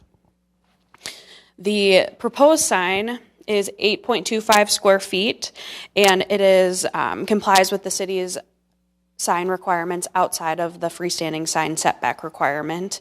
In fact, if the applicant chose, the sign could be much larger based on the zoning ordinance. Staff believes that the requested setback is justified. The commercial lot on France is narrow, and it includes site access off of France Avenue, and some of the parking on the site is located between the existing building and France Avenue as well. If the proposed sign was placed 20 feet from the traveled portion of the street, it would be placed within the existing parking stalls out in the front of the building. The proposed sign location doesn't interfere with any sight line, and it doesn't interfere with the sidewalk along France Avenue. The lot was originally laid out as a single-family residential lot, and when the property was rezoned in the 70s, the house was converted for commercial use. To reuse the structure, parking was added in both the front and the rear of the property.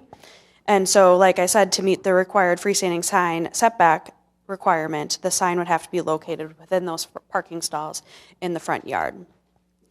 It's not common that a formal single-family residential structure is converted into an office use. The subject property is narrow and has limited frontage along France Avenue.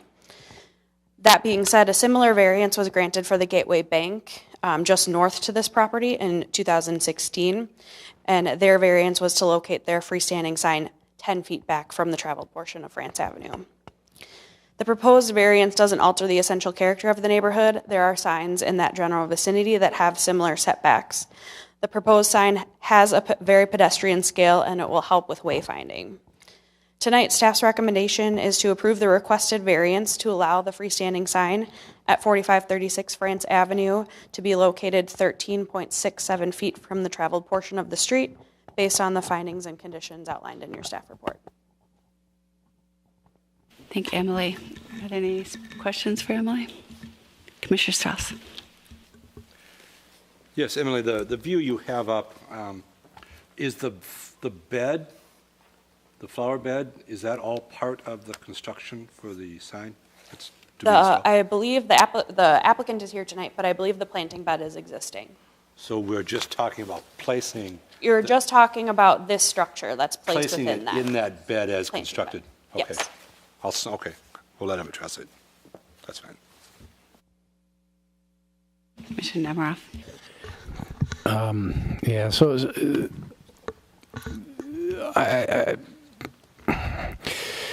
isn't the purpose of moving the signs back from the street to kind of improve the character of the neighborhood?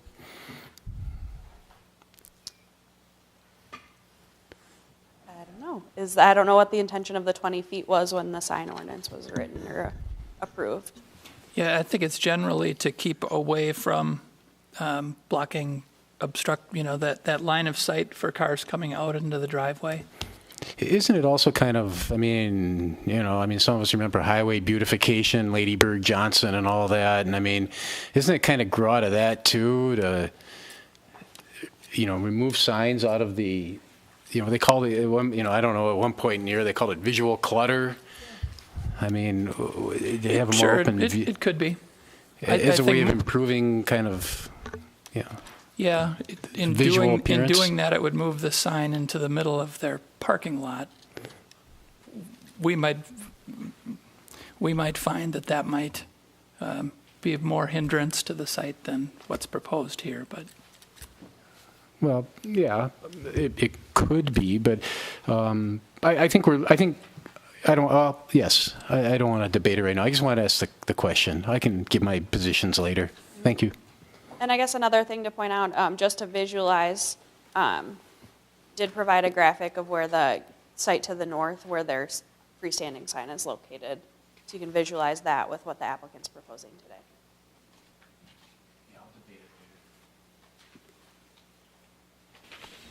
Any other questions for staff? Okay, great. Thanks, Emily. Is the applicant here? Would they like to speak?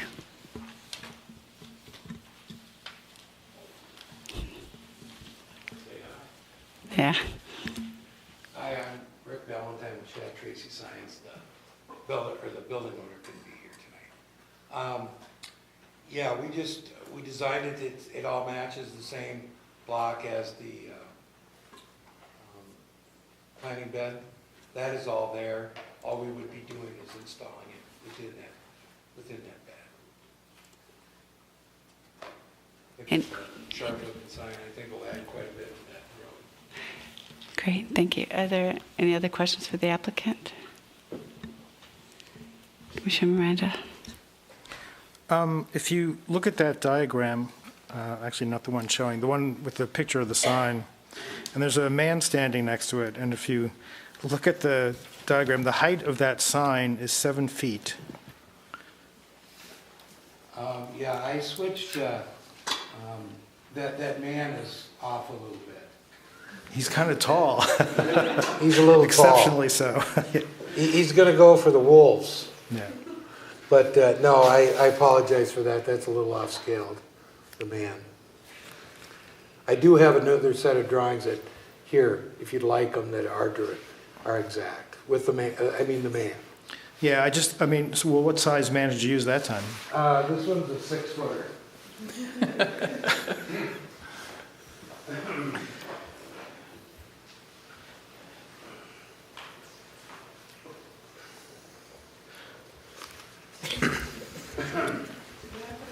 And there is the planting bed drops down to 3 feet, just for more scale. So he's actually like 9-10 feet tall there. I don't know if that helps at all, but. There he is.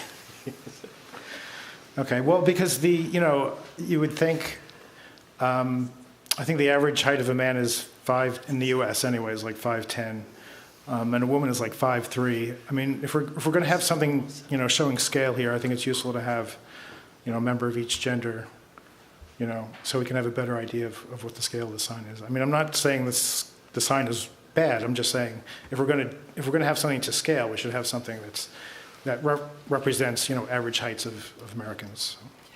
Thanks. That's a good point. I've used a 6-foot man for 25 years. So I guess it's something that I'll get that and we can make the change. Great, thanks. Yeah, just to add to what Commissioner Miranda's bringing up, we're figuring in also that it drops down 2-3 feet, just to the side of the sign. So as it looks like it's good scaled pedestrian wise, I mean, someone would be looking quite a bit up. So I know, the sign's lifted so the plantings can grow, but, to what level do they have to grow? If that's kind of catering more to the pedestrian scale, since it's a small sign, cars might not be able to as readily see it versus pedestrians. Is there ways for that sign to even come down in height? I know that's not what we're talking about, but I believe the 7 feet meets the height for the code. Yes, it does.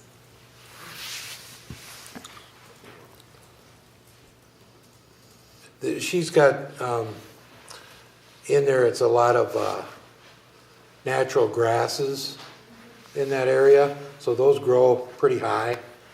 So the grasses will be actually higher than the base.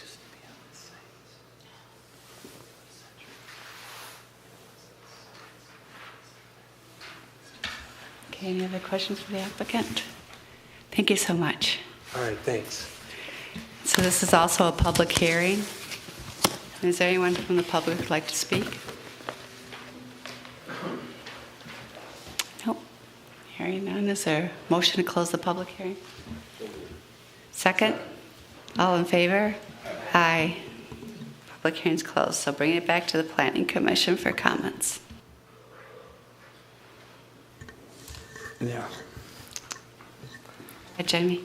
Yeah, I think the sign is tastefully done and seems, more appropriate to a pedestrian scale, which is what we're hoping we can accommodate more of on France. And, they're kind of between a rock and a hard place for the parking situation and backing it up any further.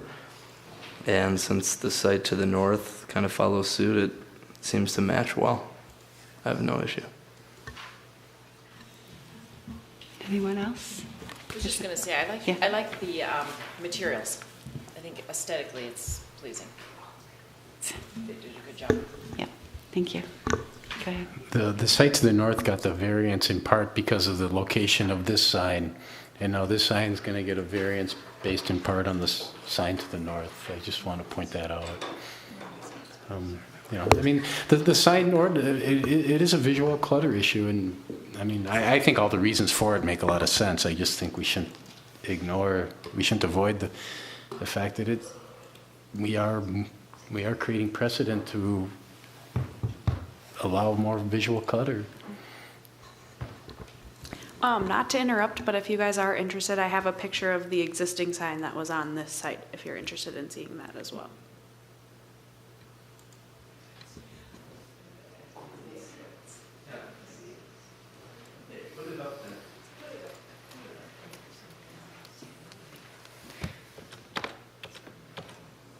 It's hard to see, but you can see the Century 21.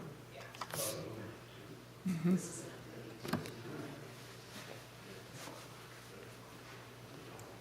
Yep, time and temperature. Yeah. All right, are there any other comments, Commissioner Miranda? Yep.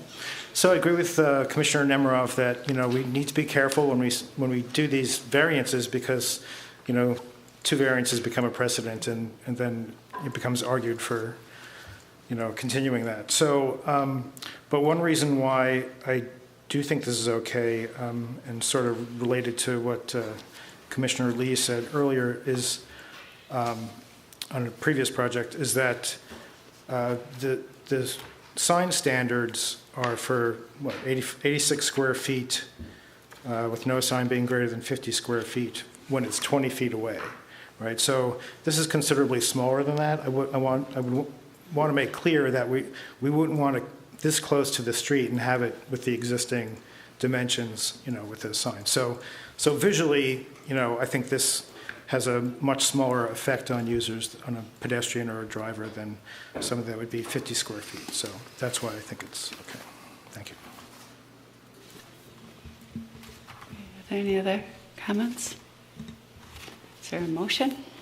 Motion to approve the variance based off of the conditions and findings in the staff report. Is there a second? Second. Second. Multiple seconds. Is there any other discussion? Commissioner Nemeroff. I'll just say that Commissioner Miranda's comment was very insightful, and I thank you for it. Okay, so all in favor? Aye. Any opposed? No. Motion carries. Got approved. Thank you.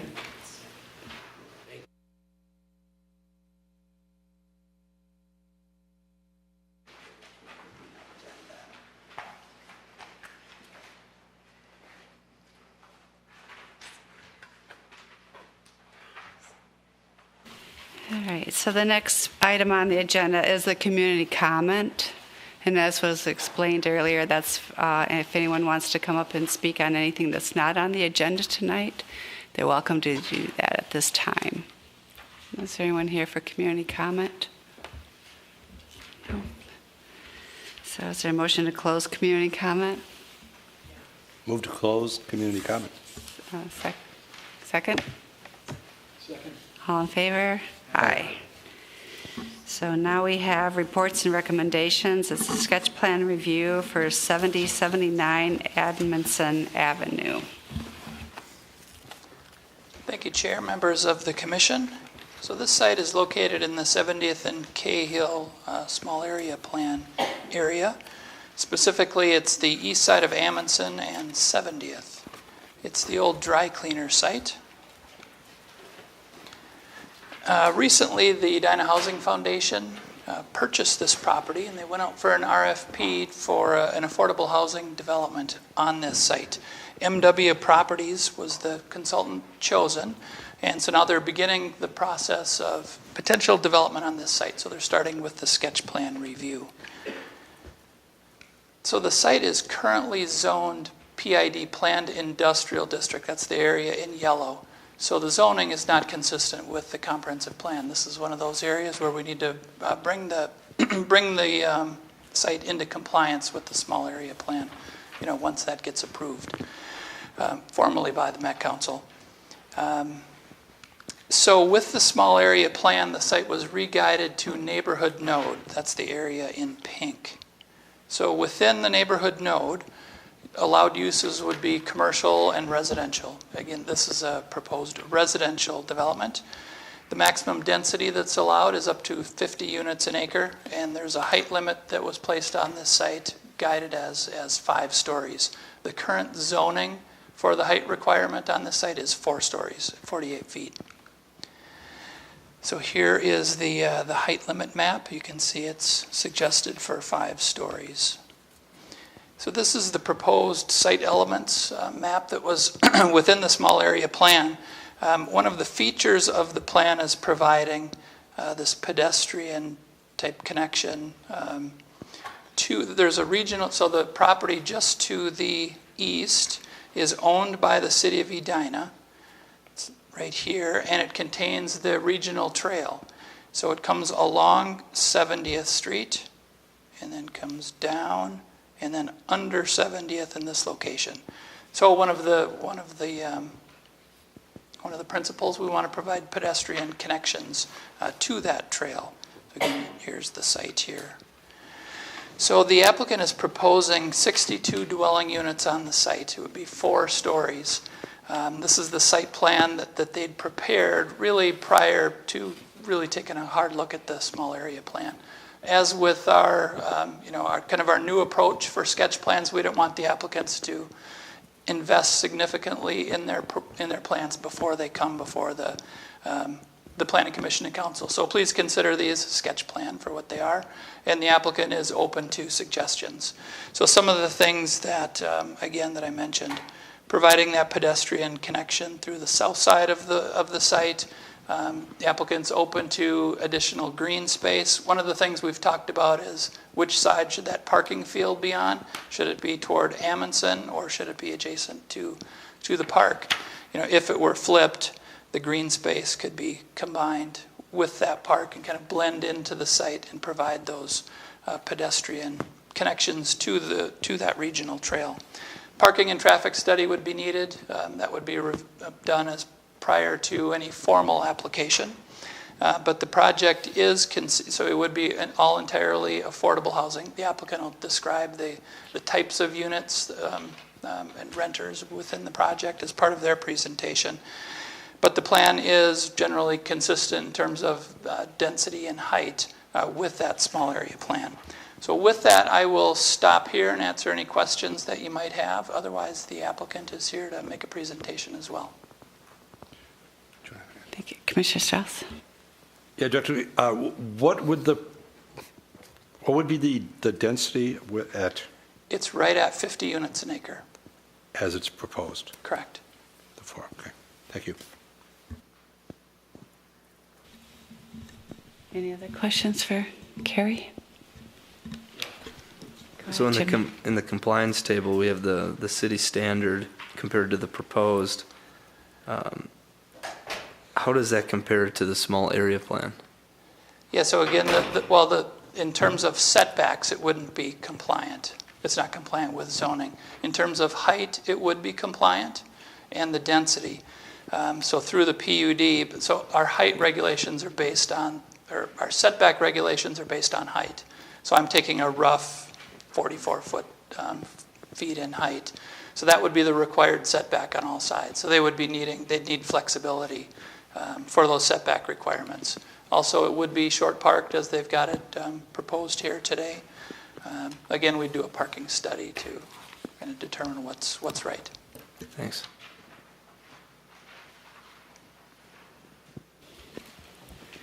Commissioner Lee? Carrie, so I just wanted to make a comment because that's an interesting question that Commissioner Bennett just raised. Right now, we're just looking at building setbacks and parking lot setbacks because that is what our current zoning uses. The new small area plan is proposing that there may in the future be some additional categories in that left-hand column. For instance, site-based form requirements or public realm requirements, in which case there will now be a city standard and a measurement of how the proposed is measuring up with that. So yes, it's true that right now it doesn't match the city standards, but in some ways that doesn't really have a very good relation to the plan. The plan is probably not asking for that much of a setback. It's really guided by our site development guidelines in here.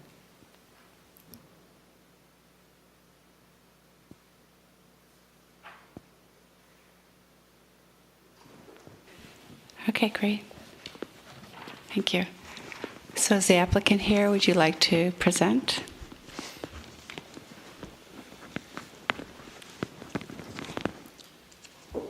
Yes, good evening. And excuse me, I'm finding a cold, so my voice may give out.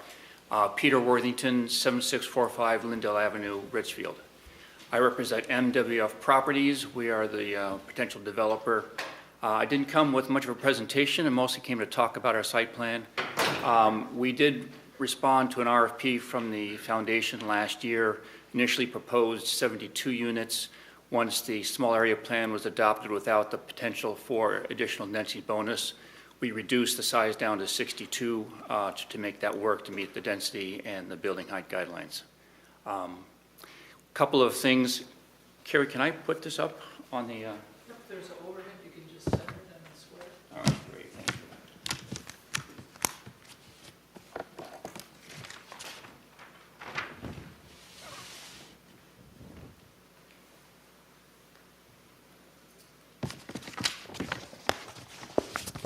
Sorry. Okay, is that on?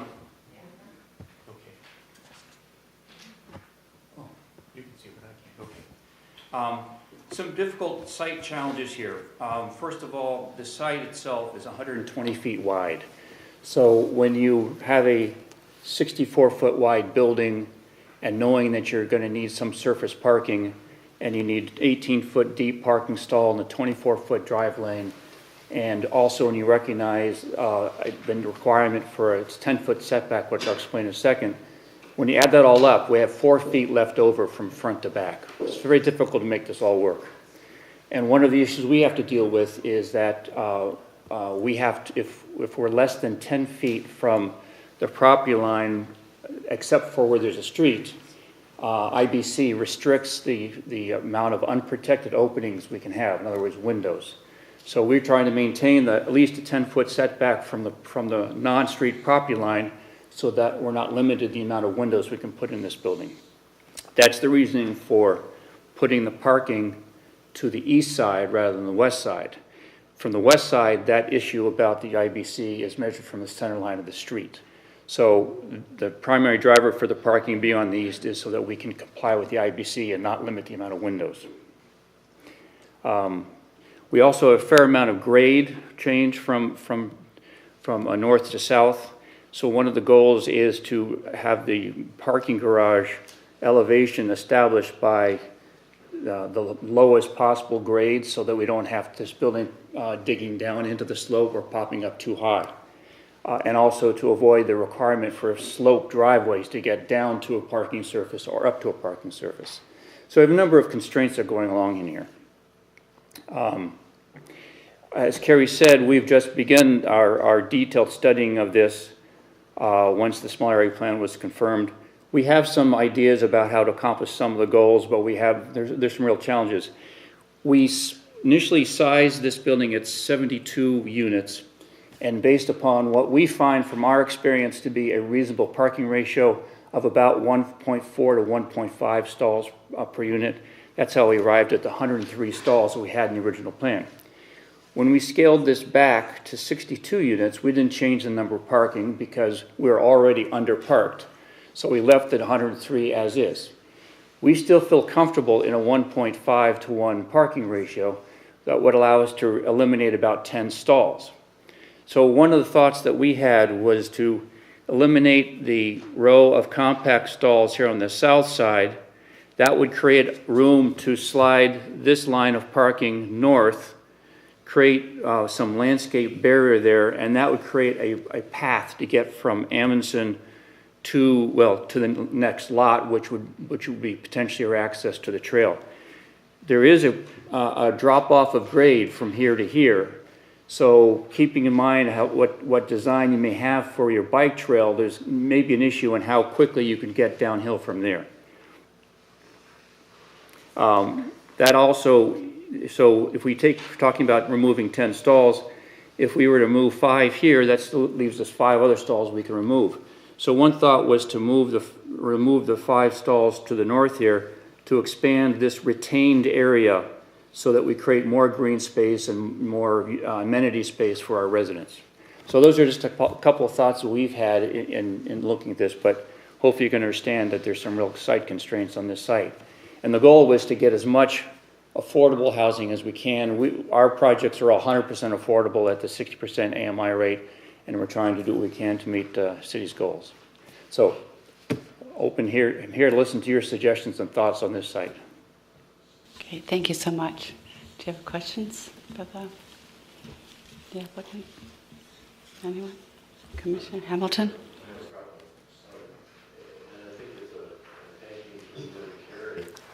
As a question on, if we wanted to flip that parking to the other side so that the building actually was close to the park, acknowledging your building code issues, and since the city owns that property, is there a way the city could zone that property as a vacated street so that you could handle your code issue? I don't know the answer to that question, but we'll certainly look into it, yeah. But I think it would be more delightful for the residents to front on that park, and I think it'd be more delightful for the park to front on the building instead of the parking. So if we could do that, I think we might want to look at that. We'd be open to that. One of the reasons also for putting the building to the west was the idea of activating that streetscape. And we recognize that across the street, all the parking's in front of the buildings. We are trying to get away from that. I hear you loud and clear. So why don't we not put any surface parking here at all, and it'll be great. Yeah. Well, with 58 covered stalls, we'd be way underparked, and that probably wouldn't work. But one question for you, perhaps. If you count that string of parking and multiply it towards the end of the building, you're running a string of about 40 spots parallel to the building, which looks like... You mean the string? Yes. I'm not real clear why it won't take more than 58 covered stalls. It looks like it'll take closer to 65. I'm sorry, where do you say it would take 65? Inside the building. Well, we laid it out. I'm sure you did, and we have mechanical space, we have our trash storage, we have stairs. It all adds up. Plus, the column spacing isn't exactly right for the width of the stall, so there's some inefficiencies. You got some corner spaces you can't use. So the 58 is pretty much it. Okay. And perhaps an idea of pushing the elevators outboard to the parking, so that parking string could run through there. Just try to be as creative as you can to get as many covered spots and as few surface spots, since you've already got the building. Yeah. Trust me, we try to maximize the covered spots. But we also are trying to make the floor design efficient all the way up the building, because with the affordable housing projects, it's all funded through the tax credit program, which we'll be having a formal proposal sometime in the near future, and we'll go through all that. But one of the key criteria in getting awarded credits is the scored criteria of meeting the cost containment goals. And the way that's done is every year they look at all the applications, figure out what each application's total cost per unit is, and those projects that are within the top 20, 50% are likely not getting an award. And you don't know what that target is until everybody's got their applications in. So every step along the way, you have to focus on keeping costs down based upon what you know. Take out every other stud. Yeah, right. One of the pieces that I think that the park would like, that makes the trail a safer place, is eyes on the trail. And if there were a way to express those eyes on the trail on that side of the building, adding studs, might be to add a balcony or 2 or 4 or 12 on that side. Certainly is an amenity to residents, but with the idea of having eyes that watch the bike trail, and the bike trail watch the... this is a sketch plan. Yeah, absolutely. It's an idea. Absolutely. If it works, wouldn't that be fun? Yeah. We have gone away from balconies. We're not entirely opposed, but we've gone away from them for a number of reasons. One, it's a cost factor. 2, it's also that many more sometimes uncontrolled penetrations of the exterior wall. And then also, over time, people use balconies in different ways, and sometimes the aesthetic of that isn't what you would like. Okay. I still think eyes on that trail would be a useful thing in a way that you can express it. So think about how you might express being sure that people watch the trail and be sure that people there. If somebody has a bike accident there, you want somebody to look down and say, oh goodness, we need to do something. Yeah.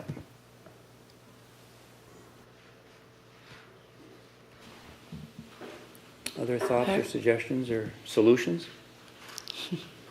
Go ahead. Thank you. This is a nice proposal, and I like the way you presented it, and it's clear you've thought about it, and you're really intending to make this a nice project for this site and the city. I think we're trying to. That comes clear in how you've approached this meeting, and I just had a couple of. I had one main question though: is why you didn't go to 5 stories? Sure. 5 stories puts you to a different construction type, and that adds costs. Also, it's for the same number of units, the taller the building, the shorter the footprint, which is what you're thinking about. It also means less covered parking, and we're already underparked, and we're also underparked with respect to covered parking. And also, so that would reduce the amount of covered parking. It wouldn't reduce the need for parking, just how much it would be covered. So it doesn't really gain us any reduction in total impervious. And in fact, the parking that's under the building is very efficient. It's simply the 24-foot drive lane and two 18-foot stalls. You don't need curb and gutter on the sides. You don't need the potential for parking islands. So it is probably the most efficiently, in a straight building like this, the most efficiently laid out parking you can get. So if we had a 5-story above parking building, footprint would be shorter, but we'd have to backfill surface parking where the building was, and we don't really gain anything. It doesn't gain any green space. It wouldn't allow you to increase your number of parking spots? No, it wouldn't. In fact, again, because when you start factoring in the need for, if you can imagine, let's say you short the building and now you have the 2 lanes of parking. Shorten the building, you still need the parking that goes along with it. You still need the 24-foot drive lane. You still need the 18-foot stalls. But now you have the curb and gutter that you don't have for a covered building. And recognizing that the parking we're talking about here is backing up the sidewalk, now you're creating some need for not islands, but landscape barriers between the backs of curbs. So you actually would become slightly less efficient. Not dramatically so, but it doesn't really gain you anything. Well, it's a good explanation. I'll just give a general comment. I don't have a solution then. I am concerned about the parking, and I'll tell you why. I don't think I'm saying anything that's an unknown, but affordable housing in Edina is controversial. And one of the elements... I'm sorry? We're aware of that. Yeah. And people have a variety of fears that they bring up in regard to affordable housing. One of the fears is parking spillover off-site. And what I'm worried about is as we start building affordable housing, and we're seeing a few projects come in that are being technically underparked, is that if we start building them and getting neighbors complaining about parking spillover, it'll make it harder to get the next affordable spot, affordable location. Sure. I can't predict the future, but that's anything you can do to keep parking on site would help the next place. Yeah, absolutely. Well, one of the things that we do is we don't charge for underground parking, so we don't create an incentive to spill outside the site. But we also recognize that there will be a parking study required, and we're fully prepared to provide data from our other communities, they're all affordable communities, on how much parking really is getting used and how much is vacant. You know your business really well, and I just... Every day is an experience. Thank you. Yes, sir. Couple comments, suggestions. I think the project, what it's trying to accomplish and what it's going to do for that area, very commendable. Be very excited to have that there. Just a couple comments on the parking. There's not a lot of places to park if you want to use that trail. I think having the parking right there might eat up some of your stalls from users of the trail. Just being right there, just a concern. You mean it would be used by users of the trail? People who want to park and use it to get on the trail rather than residents. Yeah. There's not a lot of points north of there where you can jump on and park unless you live by there. So just a comment, and maybe more support of moving the building closer to that trail so it's not as obvious. But I support moving the building eastward toward the trail, as Commissioner Hamilton mentioned. Having the parking there is kind of an interesting buffer. Being a little familiar, it seems you have at least a 10-foot drop in elevation right from the north end of the building to the south end, just of general grade. Oh, yeah. Well, our park, you're talking about in our site plan? Yeah, I'm just saying general grade surrounding. Well, generally, it's about a 16-foot drop from top of curb here to the ground there. Yeah. Our garage is basically 11 foot from floor to slab. and we're at grade down here, so yes, we have about 11-foot differential here. And But from- this all is raised. There's a retaining wall here, as you can see, and a retaining wall here. So at this end of the building, the garage is completely covered. Hmm. Okay. So at the southwestern corner of your building, what is the change in grade from there to, say, the eastern boundary? From here to here? Yeah. It's fairly flat. It goes downhill.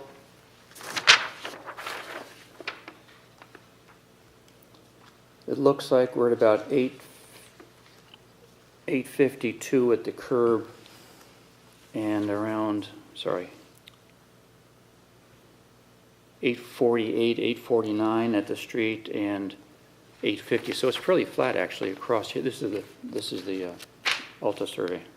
Thanks. But So it's then, really as we know, it drops down maybe 6 Yes. more feet to the trail. This correct? drops down quite a bit, straight here. So So that's an issue. That's an issue if the trail, where does the trail go? If the trail goes here, we can get you to our property line, but then you have to deal with the slope past that point.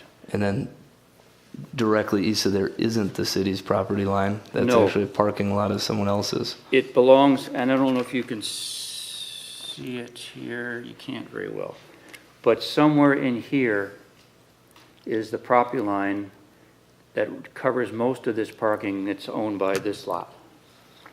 In fact, if you drive down now, if you look down the street, their driveway, they have a driveway that goes down fairly gradually and curves around to that parking. That's probably the easiest from a topographic perspective way to get from Amundsen to the park, but that property's not in play. This property is. Yeah, I think I speak on behalf of the small area plan, but since this would be going under redevelopment, I mean, it makes full out sense that needs to be a part of whatever this becomes. There needs to be a connection to that trail, to Amundsen, and just thinking of maybe working with grades a little differently. If that building does move eastward more, you could sink the building a little more to kind of play with that grade that is eventually dropping down. As it drops down, you could theoretically have maybe a small portion of your building on the north end, say a third of the building, actually have its own separate deck of parking at grade on the north side, and maybe just the front corners popped up a little higher. It might add some more cost to, let's say, the construction, but you could tuck more parking into the building and kind of get rid of most of the parking stalls. Well, I'm not sure that's possible. If you're talking about accessing a second layer of parking indoors, then you create the need for interior ramps. No, just separate access. So you're already talking about access from grade up north end? Yeah. So then you have the issue of what grade is that to get up? One of the reasons why we have a retaining wall here is we can't let this drive lane of parking go uphill too steeply, because with perpendicular parking, you have a cross slope issue. Car doors will slam open. Well, yeah, that's what I was just saying. You could eliminate the 40 stalls by hiding them in the building instead, or move them around more to the western side of the building. Yeah. Well, we get to, but I'm skeptical that'll work out. Well, yeah, I mean, I don't know. It seems like having the building kind of fronting the park more to what some of the other commissioners said offers some value that might, if you pull the parking west of there, then you don't have any parking to deal with, so then you can fluctuate the grade of the building a little bit more. Well, again, you have to get up 11 to 12 feet to make that work without creating interior ramps. Mm-hmm. And the cross slope issue comes into play. Yeah.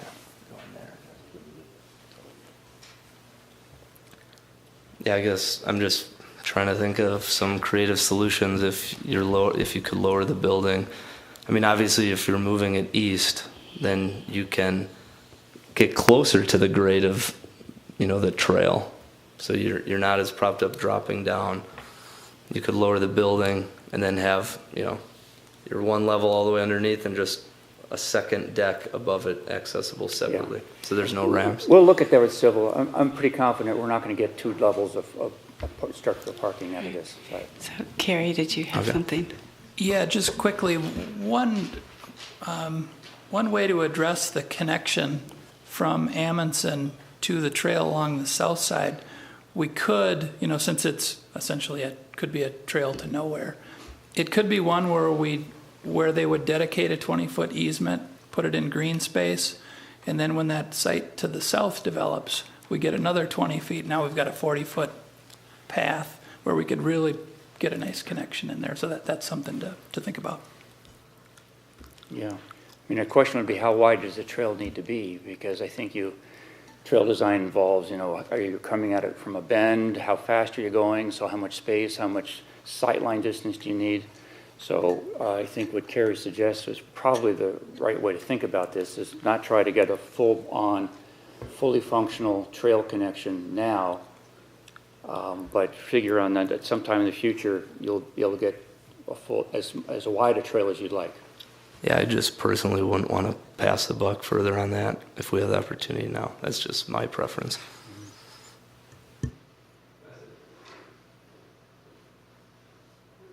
Commissioner Strauss? Yeah, that trail connection certainly was a big part of the small area plan discussion. And I think that's the kind of getting there.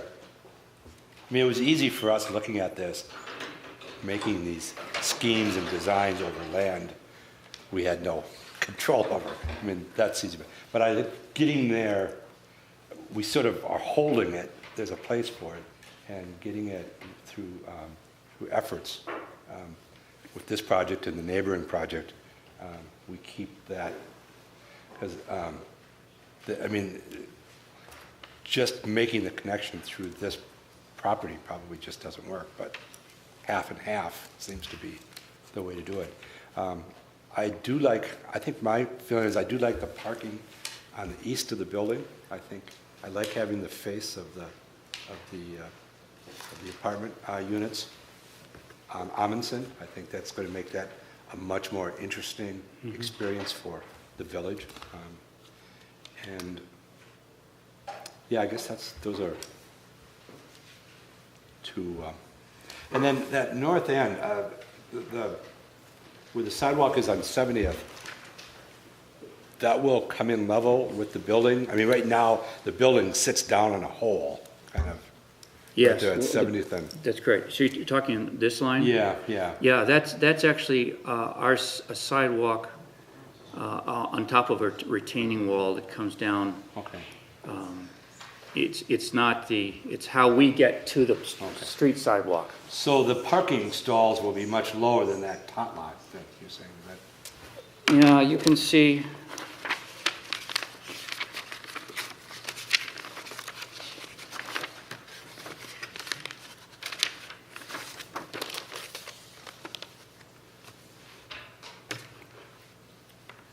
This section we're talking about. It's about 7 or 8 steps up, so it's 3 or 4 feet difference. Again, we're coming uphill. We can't go up too quickly because we're trying to keep the cross slopes down to a reasonable percentage. If we went up further, we'd be at too high an end in that percentage. This is the entrance lobby. It's about halfway between the garage floor elevation and the first floor elevation. Do you see that lobby kind of mirroring the west elevation, the west? This is the main entrance. This is the one where the leasing office will be. There will be an entrance on the street side as well. But it's not intended to be where visitors go because there's no parking there. And although I think there's parking on the street now in the wintertime, there probably isn't parking, so we're not encouraging the visitors to use that entrance. It would be the east side. Okay, thank you. You're welcome. Commissioner Miranda. So count me in as one of those liking the parking in the back the way it is today, the way you show it here. I do think, the small area plan talks about a village feel, and if you want that sort of thing, you need the building up against the street. I also am wondering what the issue is with, people on the trail seeing the parking lot, because it's going to be above them, right? I mean, they're coming up a hill, so they're not really going to see much, are they? The trail is higher, and then about here, it starts becoming lower than our site. When you get down to here, it's quite a bit lower, and down the bottom of the park Right. is about elevation 840, I think. So it's quite a bit down. Right, so 3/4 of the way, they're not even going to be able to see the parking Correct, lot. It'll right. be behind there. So I think I like it the way it is. And I liked your idea. I agree with you that, if your model shows that people don't need as much parking as they used to, then, under parking I think would be fine because, our city regulations were created, how many years ago, 20, 40 years ago. So I take your advice better than the city's current plan. And in terms of users parking for the trail, I'm not, it's not really a destination trail. I mean, it seems more like it goes through neighborhoods and such, and I think there's plenty of places along the trail. It's not like a rails to trails where there's, a trailhead or something, right? I mean, it kind of just goes through the entire city. So I'm not sure anyone's really going to park to draw it to ride the trail. And then I guess the only other thing is, I suppose you specialize in affordable housing, but the small area plan talks a lot about vitality and having, somebody was mentioning eyes on the street and whatnot. You've got lots of eyes in there, but in terms of anyone who doesn't live there, I mean, this is just a great big emptiness to them. I mean, they just, it's a building they have to walk past or bike past or whatever.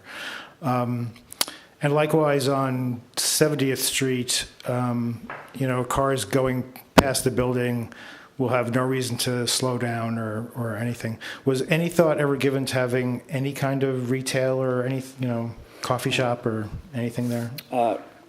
No. A couple of reasons. The mixed use is very difficult to work in an all affordable project because you can't get retail tenants to sign up for something that you can't have a contract for. And since we don't know that we're going to get the funding on this, it's very difficult to try to lease a space that may or may never happen. Plus, it creates an additional cost, creates some building separation issues for the uses. It adds to the cost of the development that we can't demonstrate has a revenue stream without a lease. You're not going to get a lease without a commitment on the building. So we have found that doesn't work for an all affordable. If you have a larger project that's a mixed use development with a large component of market rate perhaps, and your funding, the funding mechanism is different, well, that can work. But when the funding mechanism is for 100% affordable, it doesn't work to have a retail section. Okay, thank you.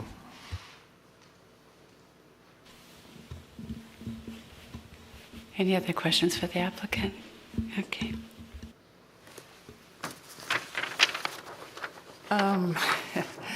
Well, this is sketch plan, so I'm going to take that literally. I understand that you had to do this, obviously, sort of for the pro forma and to get through sort of some of the funding criteria.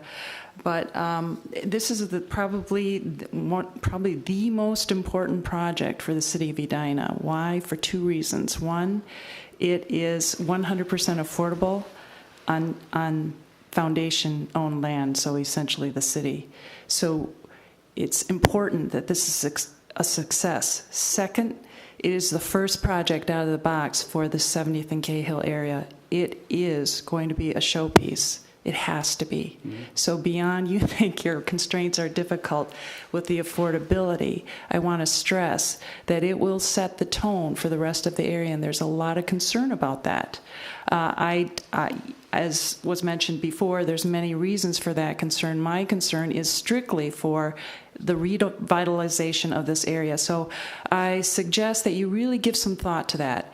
It's clear you're very proficient at figuring out dimensions and elevations and parking, but it's got to be much more than that. So I'm just going to go probably back a couple levels and say that what we're looking for here is a village-like feel. Mm-hmm. So whatever that can bring to you, you need to take that to heart. The elevation, it's basically a straight box, very flat front with no real, what I call articulation. So if there's anything that can be done to articulate it more, stagger it back, push it forward, those kinds of means, start creating voids in areas, in relationships from the exterior to the interior that become more unique. And I know that you've got a formula that works for affordable, but I'm going to ask you to really think about that. The other thing is, if there's any way to activate the ground level, maybe it's not a retail lease, but is there some way to think about activating something that people can see, a positive thing? As well, there also needs to be more outdoor continuity and spaces for the people who are going to live here. This cannot appear to be somehow any different than any other project. And right now, I'm not quite seeing it from your elevations. I'm hoping they're just truly, truly very conceptual. But it's going to take some real thought to this. This is Edina. We want this. We want you to be successful. But we need to see something different. This project, someone just told me, looks a lot like the project being proposed over at Pentagon Park that we just reviewed. This starts, the way it's shown now, feels like you can plunk that anywhere.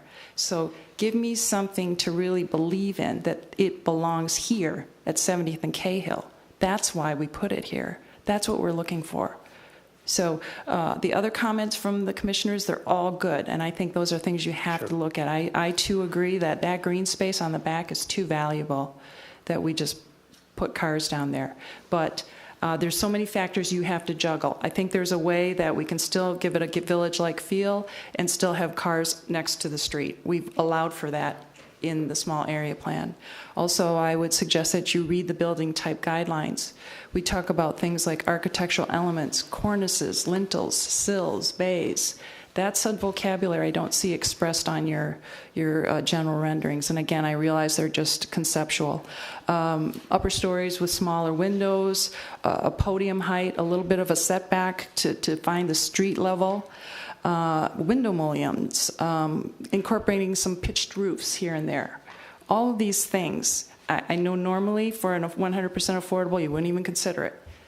Please consider it here. I think it's that important. We really have to look at that. We get that. We will do what we can, but recognize there's a point beyond which there's no project if we drive the cost too high. So believe me, we're going to take a hard look at all these items, but it's a difficult nut to crack. Yep. We also have some expenses with contaminated soils and mitigation systems that you don't have.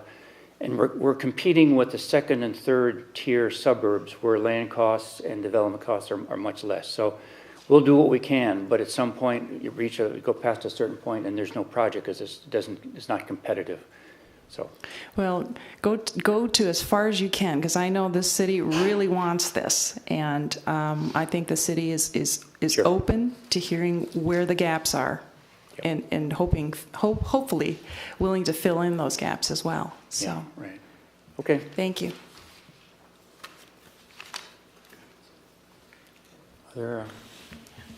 Commissioner Bennett. Yeah, I just kind of echo what Commissioner Lee said. And I think, we're in a unique position here where, the property due east, the city does own. So whatever type of creativity you can do, as I was mentioning about the civil site work, there's flexibility in matching those elements to, I'm sure, as it meets the path. And, that might offer you more options with what you could do to articulate the building. If you have a couple jut outs that allow for more parking, So you pull parking off that backside entirely. I think there's something more you could do.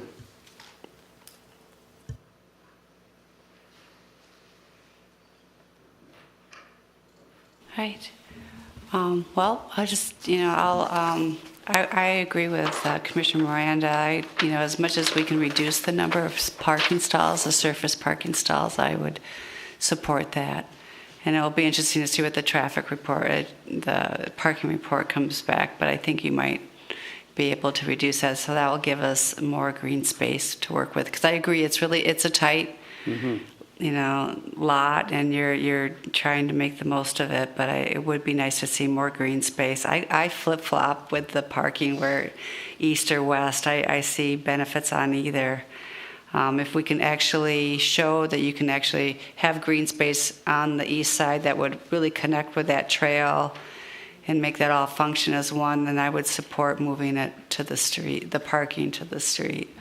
Yeah. I'm still a little confused with what the ability is with the grades and such there, but so I would again just kind of look at how creative you can get and try to add some more green space. And I don't know, I think I'm kind of excited for the affordable housing component. So well, we are too. Anything else? Other comments?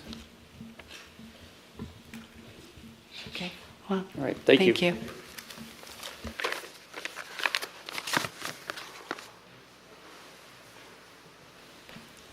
Okay, so the next item is a comprehensive plan update. So we just added this now. This is going to be on each of our planning commission agendas just to kind of be able to let everyone know where we're at. And who's going to do that, Carrie? Are you kind of going to, should I punt it back to you? Or? Because we have a public open house. We have a date set for that, is correct? Is that public yet? To start announcing that? Or Yes, that would be March 11th. March 11th at Public Works. At Public Works from 6:30 to 8:30. 6:30 to 8:30. So is that it still was about the comp plan? Yeah. Yeah. In a way, we kind of flipped it. Our, we had MJ and Caitlin here to present some of the social. So that kind of was the comprehensive plan. Right. What we're doing with right to get the word out. To get the word out. Right. Okay. Go ahead. Is there any way to, Kaylin and MJ's presentation today sparked this thought in my mind. Is there any way to make that March 11th meeting an interactive broadcast over the internet where people can submit comments by the internet and then watch what the presentations? Like a live video on Facebook? Live, yeah. I don't know whether you call something live or interact where people can actually, we all do go to meeting things and all these other interactive programs and where you can click and add a comment or raise your hand and post a question by typing in. Yeah, let me talk to the team and see if they have any ideas about that. Thank you. Sure, Commissioner Lee. Carrie, I just wanted to check. That March 11th date came up. I was talking to someone who noted that they were aware of something called the National League of Cities Conference from March 10th through the 13th in Washington, D.C. And I don't know if that's a conflict, but that is a very, very important public open house, and I'm fearful that there won't be, or will there be, city council members who could attend or be in attendance, or a city manager. Are they going to be attending this thing, or? They are scheduled to go. If that's the exact one, I'm not 100% sure. It could be. Who usually goes to that? All of the city council. Everyone. Well, then I would say that date. I mean, you could ask the council, run it past the council, but it's the only public open house for the comprehensive plan. right?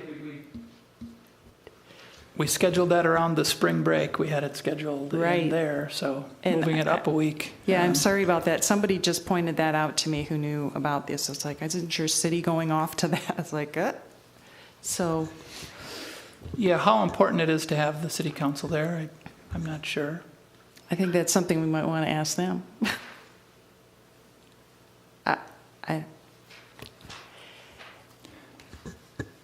Yeah.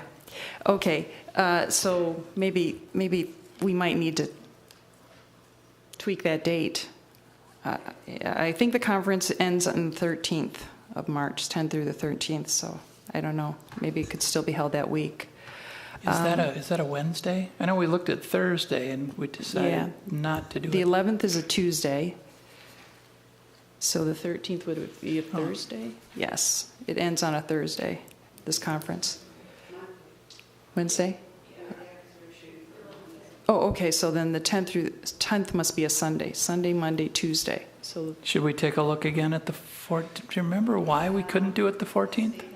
The Edina school is out on Friday, and so we're just assuming that a lot of the public residents would be gone on vacation. Mm-hmm. So I well, think it's something we might want to take up. I'm just saying that date might need to. It's a good point. Switch. And so I just wanted to say that we're at this point now where can we post the draft? Is there anything to prevent the draft from going up, at least to be posted? I think that's for the commission. I'm not saying that that's the 30-day review period. I'm just saying show everybody what it is we're looking at. I've had a couple people ask me now, oh, is the draft? Yeah, actually it's done, but well, where is it? Some people have reviewed a few chapters. They're aware of different chapters, but I don't know what's been the experience with the small area plan groups. At what point were you comfortable enough, kind of putting it out there, or did you feel that it really needed to be massaged a lot before you? Well, are we set up for it? I mean, do we have it set up for people to start making comments? Well, I'm not even saying comments, just a place to get so they can access it. Can we please just put it out there, what we're reviewing right now? We can. We did that with the Southdale plan. As drafts were done, we posted them right away. I'm all for building in as much time as possible because I feel that we're getting down to the wire, and if anything gets pushed back, it feels like it compresses it on the one part where we'd really want the feedback. So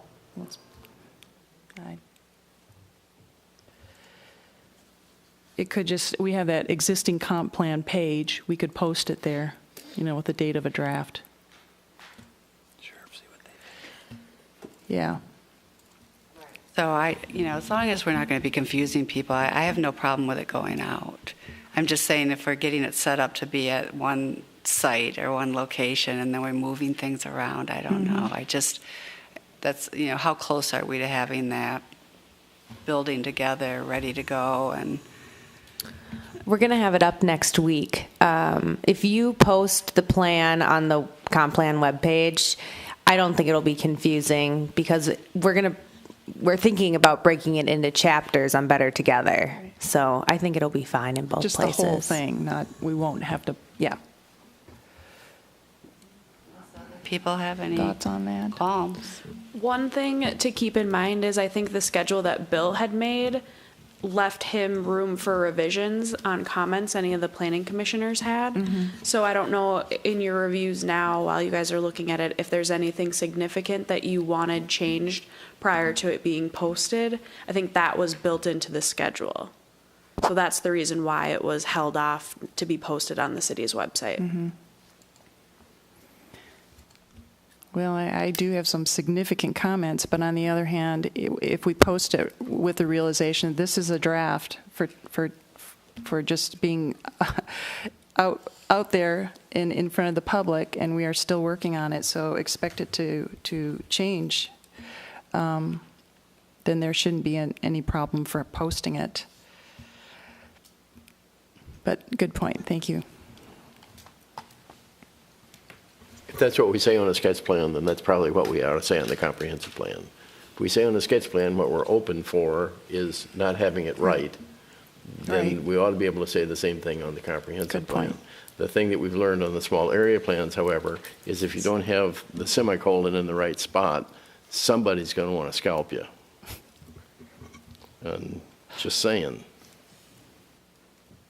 Well, everybody's just got to toughen up, I think. This is really it. It's the comp plan, and we will get a lot of feedback, I'm sure. All right, but we're so close. I mean, so remind me again, Emily, when will we have the Website comments? Well, the website's next week, but the comments for Bill to complete. Let me pull up the Updates. schedule here. Yeah, I've got this one, but I don't know that this is updated. I don't have the updated one. It's in my car.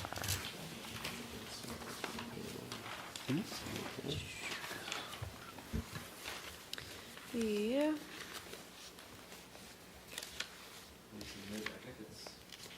I think we submitted in, a week from now, and then he has 2 weeks to basically get it together. Yeah. Sorry, I was just pulling it up. It's the schedule's posted on the website now. Yes, you were supposed to submit your comments on the draft comp plan on February 20th. So next Thursday. Is that? I think it's next Thursday. And then Wednesday. Yep. And then at the work session on the 27th, there was a discussion on revisions to the draft comp plan. And then that gives Bill about a week then to submit the draft plan for the public review. On March 7th. On March 7th. Yeah, see, I think that's So we 3 or just 4 weeks away. discussed this and agreed to that schedule a week ago, and I'm wondering what's changed in your mind that we need to change what we agreed to a week ago. Oh, no, all I'm asking is and why that we couldn't have discussed that the or- draft be made available. I'm not saying that we're going to push up the public review period. Just put the draft out there. Yeah, but That's all. we discussed that last week. Yeah, and agree. That's what I was going to bring up too. I don't think we did discuss that. We discussed looking at the schedule. No, We I thought we all agreed. To meet that, to follow that schedule, which was to wait And until. what I'm doing here is adding another step. I'm thinking, we have the draft now. Why not put it out and make it available for those who are interested? It just This is more kind of time. snarky, but here's the problem. It's an old plan your work your plan. I mean, it just, that's why. I mean, yeah, it'd be nice. It's also going to create a lot of stress for Bill, and it'll gum up. There's no gain. There's a lot of material changes. I think we're just asking. I mean, I think it's also not a good practice to agree to something and then at a public meeting then all of a sudden make a major change in what you've agreed to. I just don't think that's a good practice for Well, I'm sorry, I don't group. see that as a major change, but I'm okay if there's no support for it. I'm just asking the question, that's all.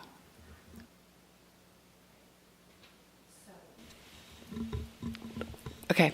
Well, I say that we stick with the schedule that we approved, but, if I'm willing to hear others. I'm not the final say, but I think that we did kind of review that schedule, and I feel a little bit more comfortable if Bill has a chance to review all of our comments, and I agree, it might get a little confusing.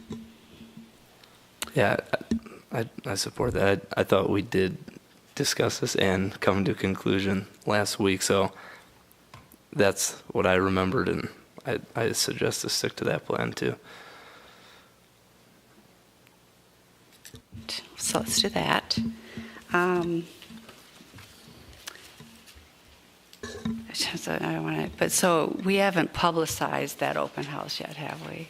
We have. Okay. It's posted on the website and on the calendar, but it hasn't gone out in the press release or anything Sure. yet. Okay. Okay. So what did we want to do? How do you want to address that, Carrie? Well, I could get feedback on it tomorrow. Okay. And then send something out and let us know. Okay, thanks. So then we have correspondence and petitions. Anything? Nope. Under chair and member comments, I don't know if everyone saw this. I had this printed out and you probably got that email too on the developing the TDM, the traffic demand management. So they're looking for hopefully 2 volunteers from the planning commission. So I said I would offer it up. And if there's Twist my arm. So. Yes, yes. So is that you, Lou? Yes? Anyone else? And is that what you were doing? You're going, Lou? Okay. Is there a second, though? I think ideally they were hoping. I know everyone's really busy, but if it's just Lou. I'd like to suggest Sheila, if she's open to it. Yeah, I appreciate that. I don't think I have the capacity to take that on now, but I appreciate you mentioning that. I think it's a quantitative kind of thing. What is it? TDM, so traffic demand management. I don't know. The numbers. Who's the numbers people? Maybe Todd. Isn't he finance or something? Oh, for now, let's just have Lou. And then we'll see if we can get somebody else. But if not, we at least have Lou. Yeah. Okay. That's all I had. Anyone else? Thank you, Lou. Yeah, and thank you.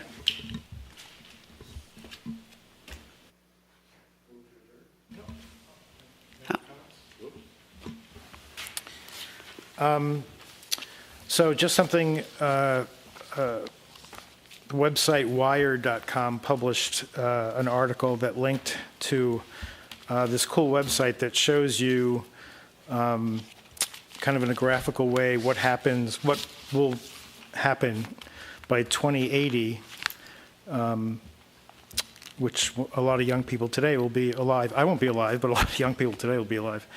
What the climate of the Twin Cities is going to be by then. And basically what it does is it remaps your city onto an existing city somewhere else in the country. And the Twin Cities maps to somewhere around Topeka, Kansas. So it's going to be, I don't know, X number of degrees warmer and more humid than it is today. Wetter, so that means winter, summer, kind of like the winter we're having this year. So if we continue to be on the path that we're on, then we're going to end up with a pretty, well, no offense to Topeka, but a very different place than we are today. And along those lines, I think I mentioned once before that I'm on the Community Advisory Committee for the E-Line ABRT. And ABRT is Arterial Bus Rapid Transit, which I'm sure you guys know, but our citizens may not. And that is going to largely replace the 6 bus that goes up and down France and Xerxes Avenues, and go through Uptown and go to downtown and up to the U of M. So we had our first advisory committee meeting, and we're just advisory. We're not planning it or anything. They're just getting feedback from the community. And what it looks like is they've had an open house already, and they're looking at several paths, whether they're going to go down France or go down Xerxes. The thing with ABRT is that it's called Arterial Bus Rapid Transit because they want to keep it simple. They want it to go pretty much on one line. But because of the lakes and everything, you can't have it go down Hennepin because Hennepin ends. So, do you go down Xerxes or do you go down France? That decision hasn't been made yet, but it seems like they're sort of leaning more towards France, and it's looking like it'll, again, this hasn't been decided, but it may come along. Instead of going where it does now along 39th Street to France, it'll instead come through Linden Hills to France, then go down France to Southdale. So, and that's not the plan, but that's kind of what various input they received looks at. They also looked at how many people alight and depart on each station and whatnot. So what still has to be determined, in addition to finalizing that, is then finalizing where the stations are, because with ABRT, the buses will run much faster because they get signal priority at lights, and they also stop on the opposite side of intersections so that Therefore, they don't have to wait for, someone gets on the bus and then the light turns red and you're stuck there, right? So they'll go to the opposite. They'll get signal priority, go to the other side of the stoplight. People can get on or get off, and they just go on their way.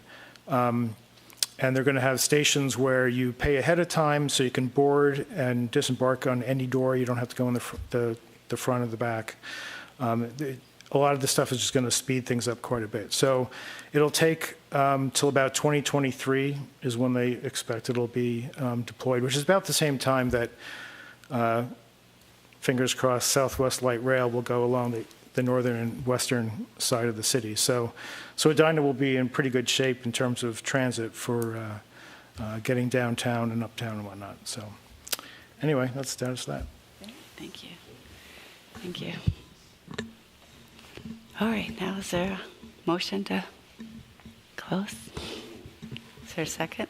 Second. All in favor? Aye. So, meeting is adjourned.